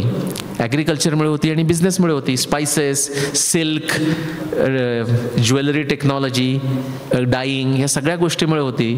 ओके, तो जगभर जेव्हा ते गेले, एकतर शेती घेऊन गेले किंवा व्यापार करण्याकरता गेले. त्यांच्याबरोबर व्यापाराबरोबर जातात माहिती ना उंदीर पोत्यात बसून, तसे जगभर गेलेले सगळे उंदीर मुळात भारतातून गेले आहेत. धन्यवाद. आपल्याला 7ला थांबायचं असेल तर एक आपल्याकडे 15 मिनटं आहेत. एक थोडेसे प्रश्न घेऊ, मग आपण ब्रेक घेऊ. आणि 9-10चा मी तुम्हाला फोर्स करत नाही, 9 ते 10 प्रश्न उत्तरं करायची इच्छा आहे. ओके, कोणते आपण करूया. हां ठीक आहे, आता आपण एक 10-15 मिनटं घेऊया. कोणी उभे राहा, थोडं मोठ्या आवाजानं बोला. काय प्रश्न, एक स्पेसिफिक प्रश्न काही आहे का? असं म्हणतात की महाभारतामध्ये गीतेचा उल्लेखच नाहीये. हां, आणि गीता ही नंतर भगवान श्रीकृष्णाने काही असे श्लोक सांगितले आणि नंतर कालांतरानं त्याच्यामध्ये विद्वान लोकांनी ते रचत गेले. करेक्ट. आणि अशा रीतीनं मग ती भगवद्गीता अशी आली. बरोबर. त्याचं मन सांगा, सगळ्यांना प्रश्न कळला? ओके, ते प्रश्न कळायचं कारण म्हणजे आत्ता ते द्वादशी वार त्या संदर्भात सुद्धा विचारलं असेल तुम्ही, आणि अनेक लोकांनी आधी असं म्हटलेलं आहे. ओके, एकादशीचा उपास जर नीट झाला नाही तर लोकांना असे प्रश्न पडतात. एक से विनोदाचं झालं. आता मी तुम्हाला एक सांगतो की असं प्रश्न विचारल्यानंतर ना असं म्हणजे तुम्ही तो लोकांच्या ह्याच्याकरता विचारताय, पण प्रत्येक वेळी कोणीतरी एक माणूस उभा राहिला आणि काहीतरी अर्वाच्य बोलला आणि त्याच्यामुळे जर आपला बेस जसा डळमळणार असेल ना, तर त्या माणसाची चूक नाही, चूक आपली आहे त्याच्यामध्ये. आता त्याचाच प्रश्न असा आहे की काय तुम्ही ज्याने, म्हणजे त्याचं सोपं उत्तर असं सांगतो, क्रिस्तोफर हिचन्स असं नाव ऐकलंय कोणी? असा फेमस म्हणजे सायंटिस्ट आणि एथिस्ट असं आपण म्हणूया. एथिस्टची काही आपल्याला भीती नाही, सनातनामध्ये एथिस्टची भीती नाही, बाकी लोक घाबरतात एथिस्ट म्हणजे. आता हा क्रिस्तोफर हिचन्स हा फारच इंटेलिजंट माणूस, पण जनरली जेव्हा मला एथिस्ट भेटतात ना, तर माझा अनुभव सांगतो, क्रिस्तोफर हिचन्सच्या बाबतीत नाही, मी त्याला भेटलेला आहे, आता ते ही passed away few years ago. खूप हुशार माणूस. क्रिस्तोफर हिचन्स हा आपल्या सनातनामध्ये नीट बसतो, म्हणजे तो श्रद्धावानच माणूस आहे, त्याला फक्त ढोंगीपणा मान्य नाही, असा तो प्रकार आहे. पण क्रिस्तोफर हिचन्सचा एक हिचन्स रेझर म्हणून आहे, त्याचं पहिल्यांदा शॉर्ट म्हणून उत्तर देतो की त्यांनी असं विचारलं की असे जे आरोप केले जातात ते मग खरे का, म्हणजे भगवद्गीता नंतर घातली गेली वगैरे वगैरे. तर आपण काय होतं, आपण लगेच त्याला उत्तर द्यायला जातो. आता हे तो द्वादशी वारांचा आल्यानंतर मला असं, निलेशजी तुम्ही उत्तर द्या, तुम्ही काहीतरी रिस्पॉन्स द्या. म्हटलं नाही, मी रिस्पॉन्स देत नाही. म्हणजे द्यायचा नाही का? नाही द्यायचा. त्याची तर लांब स्टोरी तुम्हाला सांगत नाही कसा द्यायचा, आपण मे बी प्रश्नोत्तरामध्ये संध्याकाळी कोणी परत प्रश्न विचारत सांगेन. पण क्रिस्तोफर हिचन्सचा एक हिचन्स रेझर म्हणून प्रसिद्ध आहे, म्हणजे आपण एक फॉर्म्युला वापरतो ना तसा. नीट आहे का? A claim made without evidence can be dismissed without evidence. सगळ्यांना कळलं? सो जो माणूस असं म्हणतोय की ही भगवद्गीता ही नंतर घुसडली गेली महाभारतामध्ये, आपण शांत म्हणायचं की सांग मला पुरावा काय त्याचा. काही पुरावा नाही, शून्य पुरावा. तुम्हाला काही पुरावा माहिती आहे? ते मला विचारलं मी की महाभारतामध्ये जे व्यासाने लिहिलं त्याच्यात भगवद्गीता आहे का? अर्थातच आहे, पूर्ण 18 अध्याय आहेत. पूर्ण 18 अध्याय. आणि जसे तांदूळामध्ये खडे पडतात की नाही, आता आपल्याकडे एक शुद्ध आपल्याकडे केलेली 700 श्लोकांची किंवा 701 श्लोकांची, माहिती आहे हा फरक? एक श्लोक एक्स्ट्रा येतो कधी काही व्हर्जनमध्ये, काही फरक पडत नाही. तर तसं तर तुम्ही जर क्रिटिकल एडिशन भांडारकर ओरिएंटल रिसर्चची क्रिटिकल एडिशन वाचलीत तर थोडेसे असे म्हणजे मागे पुढे शब्द झाले असतात. ते कशामुळे झाले असतात माहिती आहे का? कोणी मुद्दाम केलेलं नाही, लिहिताना चूक होते ना. म्हणजे तुम्ही समजा स लिहिलात आणि ती थोड्या काळानंतर शाई उडून गेली तर तो य दिसतो. अशा प्रकारच्या चुका झालेल्या आहेत. आपल्या दासबोध तुम्ही घेतला तर दासबोधामध्ये सुद्धा तुम्हाला जरा 2 जर बघितलेत, मनोबोध घेतला तर थोडासा पाषांड पाखंड वगैरे असे शब्दामध्ये फरक दिसतो ना, तसंच कोणी मुद्दाम केलेला नाही. एवढा जर फरक सोडला तर पूर्णच आहे, अगदी स्मूथ आहे. आणि त्याच भगवद्गीतेचं वर्णन सगळीकडे येतं महाभारतामध्ये. असं काही एकही पुरावा नाही की ज्याच्यामुळे तुम्ही म्हणाल की ते काही वेगळं आहे. पण तीच एखादा माणूस तो म्हटल्यानंतर ती जबाबदारी त्याची, आपण त्याला म्हणतो म्हणजे सायन्समध्ये म्हणतो the onus the burden of proof is on that person. आणि ते आपण ऐकावं ह्याचं आपल्यावर बर्डन नाही. द्वादशीवारांना आपण सांगू शकतो तुम्हाला काय बोलायचं यूट्यूब व्हिडिओ करून ठेवा, वाटलं तर बघू, अदरवाईज गेट लॉस्ट. असं आहे. एनी अदर प्रश्न? दुसरा काही प्रश्न? महाभारताच्या काळातला रेशो जो बिघडला, हां, तो साधारणतः नंतर नॉर्मल व्हायला किती वर्ष लागली? आपण बघितलं त्याच्यामध्ये महाभारताच्या काळातला जो रेशो बदलला. आता काय आहे ते प्रेडिक्ट करता येत नाही तसं, म्हणजे नक्की किती वेळ लागेल असं सांगता येत नाही. पण आपल्याकडे हा ग्राफ आहे म्हणून तुम्हाला मी दाखवतो. तर हा जो रेशो आहे तो परत समजा आला, तो साधारण कुठे सुरू झाला? साधारण 3000 वर्षापूर्वी. आता हे लक्षात घ्या, किती लोकांना मॉडेलिंग कळतं, म्हणजे डेटा आपण घेतो आणि त्याच्यावर मॉडेलिंग करतो. हे जेनेटिक्स मॉडेलिंग आहे. आता सगळा एवढा मागचा डेटा असतो का? 12000 वर्षापूर्वीचा डेटा नसतो. तेवढ्या डेड बॉडीसुद्धा मिळत नाही, किंवा डेड बॉडी मिळाली तरी DNA मिळत नाही. काही एखादा पॉईंट मिळतो. मग ते कसं करतात ते आता सांगत बसत नाही. पण इस मॉडेलिंगमध्ये तुम्हाला म्युटेशनचा एक सिक्वेन्स असतो, ते मॉडेलिंग वापरलं जातं. आणि जो उपलब्ध डेटा असतो तो सुद्धा आता जगभर भरपूर आहे. त्या उपलब्ध डेटामुळे आपलं मॉडेलिंग ठीक होतंय की नाही, म्युटेशन रेट ठीक होतंय की नाही, असा आपण तो एक काय म्हणतो ठोकताळा आपण म्हणतो ना, तसं ताळा करून बघतात. तर ते मॉडेलिंग आहे. म्हणजे तो अगदी बरोबर 3000 झाला असं नाही, पण तो मागच्या 3000 वर्षामध्ये तो झाला. भारतात व्हायला वेळ लागला, कारण सगळ्यात त्याचा धक्का भारताला बसलेला होता. लक्षात आलं ना, म्हणून तो बॅलन्स व्हायला वेळ लागला.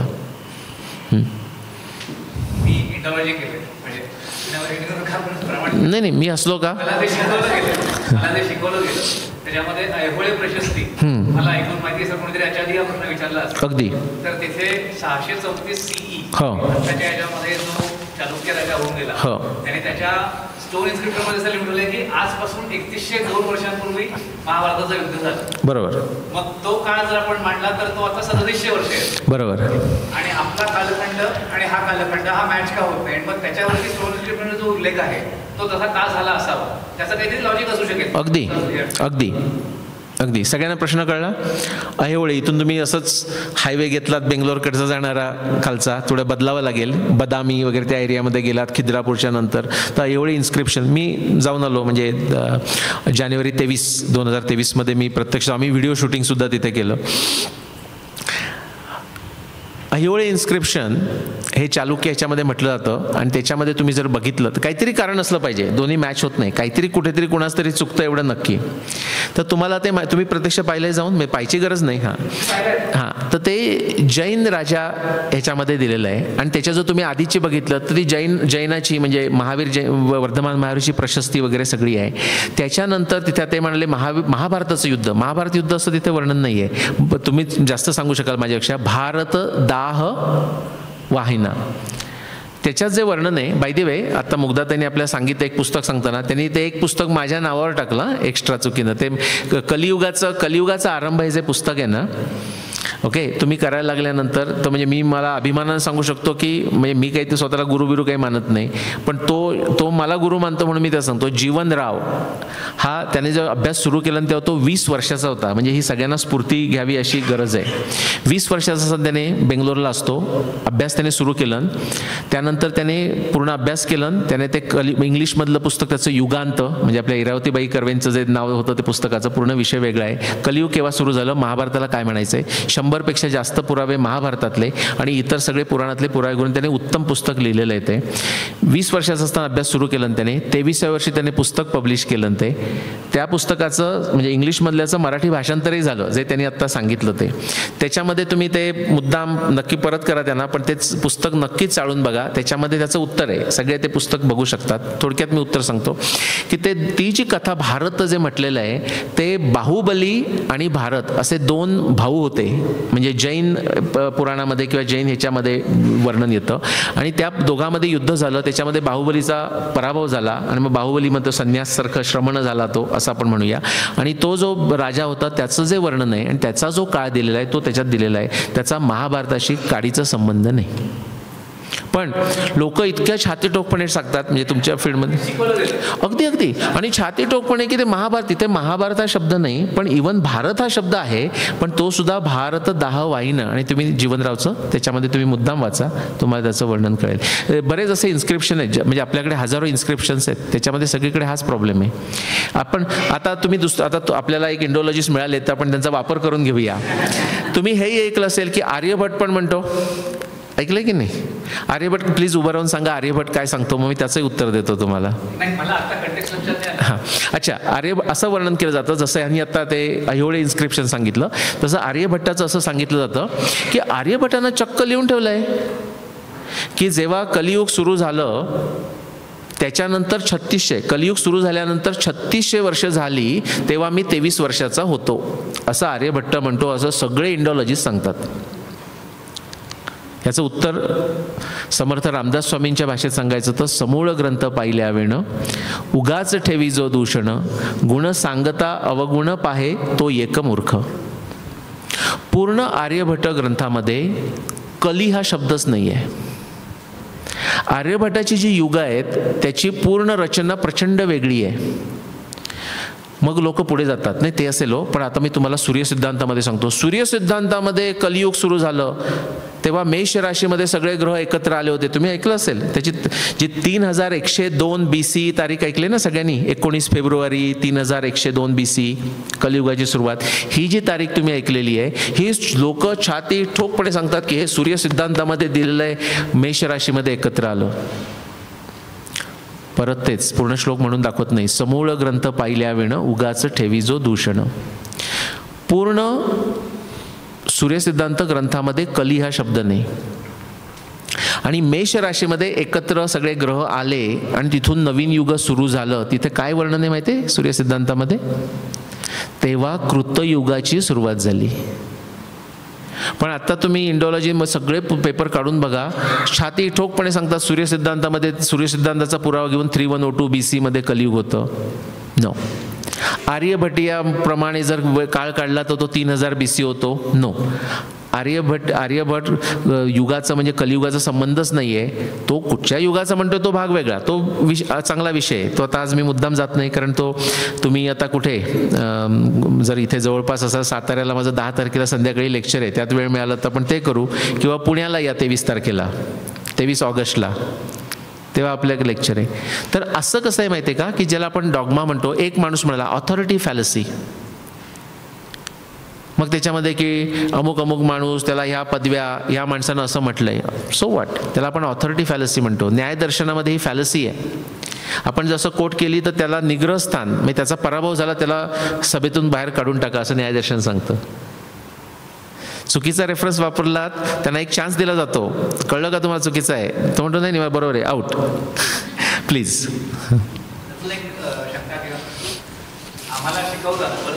तुम्ही काळजी करू नका हो. एक युग म्हणजे 4,32,000 वर्ष असं सांगितलेलं आहे. आणि मग आपलं हे मांडणी ही मॅच होत नाहीये म्हणजे बरोबर असं का? बरोबर. त्याचं उत्तर मुग्धाताई देतील नंतर 9 वाजता रात्री. त्यांनीच मला एक व्हिडिओ पाठवला. मी तो बघायला जाणार होतो, अरे काहीतरी नवीन आलं आहे मुग्धाताईंकडून, मग कळलं तो माझाच व्हिडिओ आहे. ते म्हणले याच्यामध्ये उत्तम, मी तो बघितला नाही पुढचं जाऊन, पण याच्यात उत्तम वर्णन केलं आहे. आपण तो प्रश्न, कारण तो युगाचा परत येईल, तो आपण संध्याकाळचा घेऊया. उत्तम प्रश्न आहे, पण सगळ्यांना प्रश्न कळला का? ओके, की आता बघा महाभारत सुद्धा लोक मान्य करतात, पण म्हणतील रामायणाचं काय? सगळ्यांच्या तुमच्या मनात हा प्रश्न त्यांनी विचारला, हा सगळ्यांच्या मनामध्ये प्रश्न आला पाहिजे रामायणाच्या बाबतीत तरी. काय रामायण केव्हा झालं? त्रेतायुगामध्ये. नाही, 14,000 वर्षापूर्वी नाही, ते झालं, पण त्रेतायुगामध्ये. आणि त्रेतायुगाचा काळ म्हणजे सगळ्यांची गणितं पाठ आहेत. गणिताला घाबरणारे भारतीय लोक सुद्धा युगाचा संबंध आला ना की सगळं बरोबर करतात. कलियुगाचे किती वर्ष टोटल? 4,32,000. द्वापार युगाची सगळ्यांना माहीत असतात 8,64,000. म्हणजे मध्ये कलियुगानंतर द्वापार युग 8,64,000 म्हणजे गेले ना, एक ऑलमोस्ट 1 मिलियन वर्ष मध्ये गेली. आणि त्रेतायुग म्हणजे कमीत कमी मिलियन.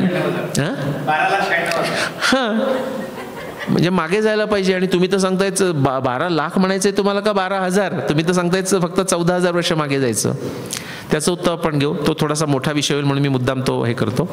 आणि जे म्हणत असतील की नको 9ला झोपूया, त्यांच्याकरता नाही, ते ऐकायचं असेल तर यावं लागेल. आपण एक घेऊया आणखी प्रश्न आणि थांबूया आपण. हां,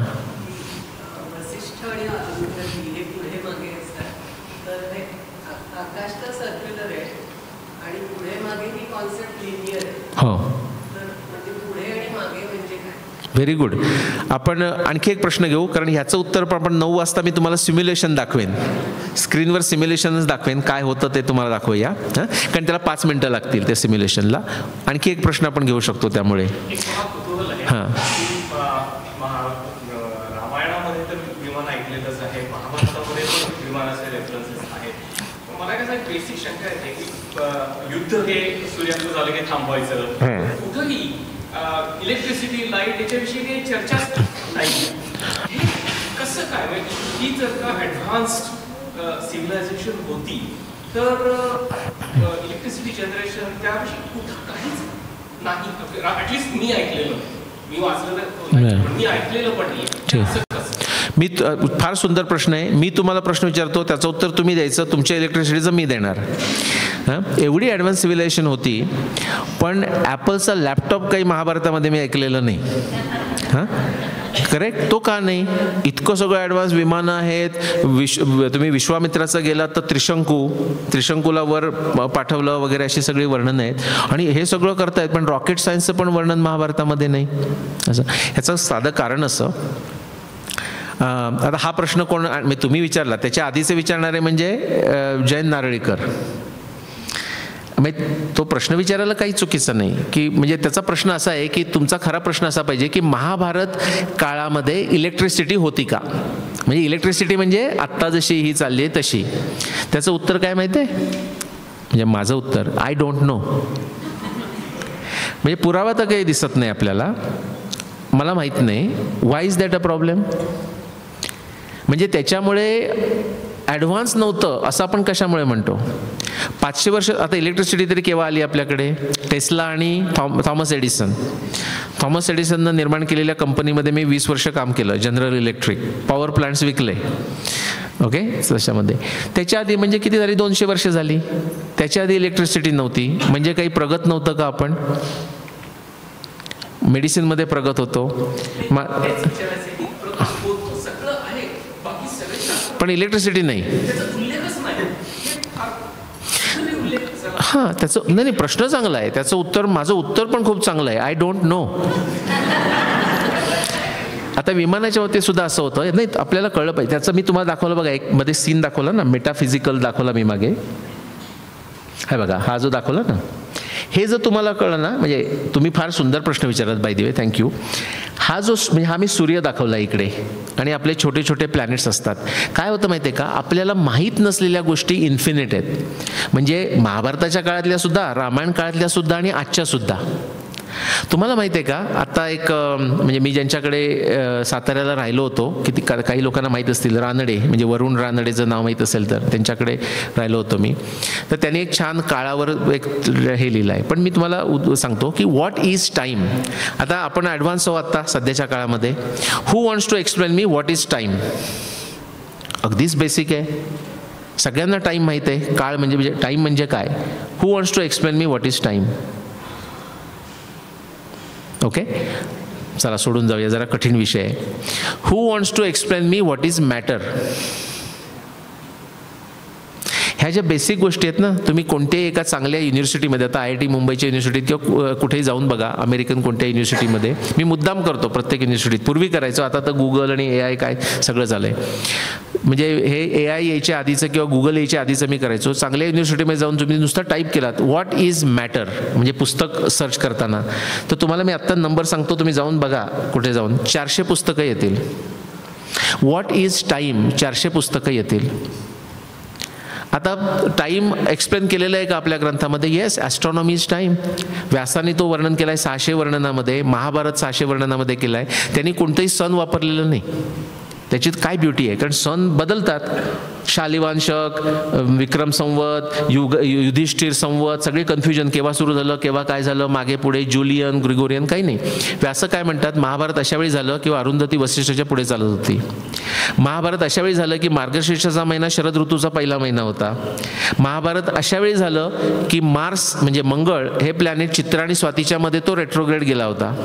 ध्रुवम प्रज्वलितम गौरम अपसव्य प्रवर्तते चित्रा स्वातंत्र्यचैव धिष्ठित परुषग्रह, अशा पद्धतीनं लिहून ठेवलंय. म्हणून तुम्ही ते एकत्र आणलं तर तुम्हाला कोणतंही सणावळी माहीत नसलं तरी करता येतं. म्हणजे ॲडव्हान्स होतं. ॲस्ट्रॉनॉमीचं पण सांगितलं. आता ही जी पुस्तकं आहेत महाभारत आणि रामायण, हे टेक्नॉलॉजी मॅन्युअल्स नाहीच आहेत. हे आपल्याला एक सांगणार आहे. मी त्याच्या इतिहासाचे डेफिनेशन, धर्मार्थ काम मोक्षाणाम उपदेशम समन्वितम पूर्ववृत्तम कथायुक्तम इतिहासम प्रचक्षते. आपल्याला मार्गदर्शन करण्याकरता एक हिस्टॉरिकल इन्सिडेंट घेऊन तो अत्यंत रोचक पद्धतीनं आपल्याला सांगितलं आहे की ज्याच्यामुळे आपण ते लक्षात ठेवतो. कैकई भांडखोर मेली वगैरे असं आपण म्हणतो, म्हणजे अजूनही गॉसिप करतो आपण. ओके, याच्यासारखं वगैरे. कैकईचा फार मोठा रोल आहे. आपल्या संध्याकाळी 9-10 मध्ये आपल्याला जर वेळ मिळाला तर आपण करू. म्हणजे रीडिंग बिटवीन द लाईन्स आहे ना, त्याच्यामध्ये कैकईचं पण, आणि उगाच कैकईचं उदात्तीकरण करणं वगैरे म्हणत नाही आहे. कैकईचं सुद्धा प्रचंड रोल आहे. म्हणजे रामाला वनवासात पाठवण्यातला रोल माहिती आहे, पण का पाठवलं ह्याच्या मागचा सुद्धा रोल आहे. आपण ती जर वेळ मिळाला तर चर्चा करू. थोडक्यात सांगायचं ते टेक्नॉलॉजी मॅन्युअल नाहीत. याच्यामध्ये मला सांगायचं आहे, बऱ्याच गोष्टी आपल्याला माहिती नाहीत. आजच्या काळातल्या सुद्धा माहिती नाही. काळ म्हणजे काय माहीत नाही. तुम्ही भागवत पुराण वाचलं, 3वा आणि 5वा स्कंद वाचला तर त्याच्यामध्ये वर्णन येतात की काळ म्हणजे हे नक्षत्र तारे सगळी माहिती येते. आणि शेवटचं वाक्य असतं की खरोखर काळ म्हणजे खरोच कुणाला माहिती नाही. ही एक देवाची काहीतरी अगाध करणी आहे असंच प्रत्येक ठिकाणी असतं. म्हणजे आपल्याला जेवढं माहिती आहे तेवढं बोललं जातं आणि शेवटी आपण आपलं लिमिटेशन व्यक्त करतो. तसंच म्हणजे वी डोंट नो, काही असू शकेल. विमानात म्हणजे कशात तरी चालायलाच पाहिजेत, काहीतरी इंधन पाहिजे, काहीतरी टेक्नॉलॉजी पाहिजे.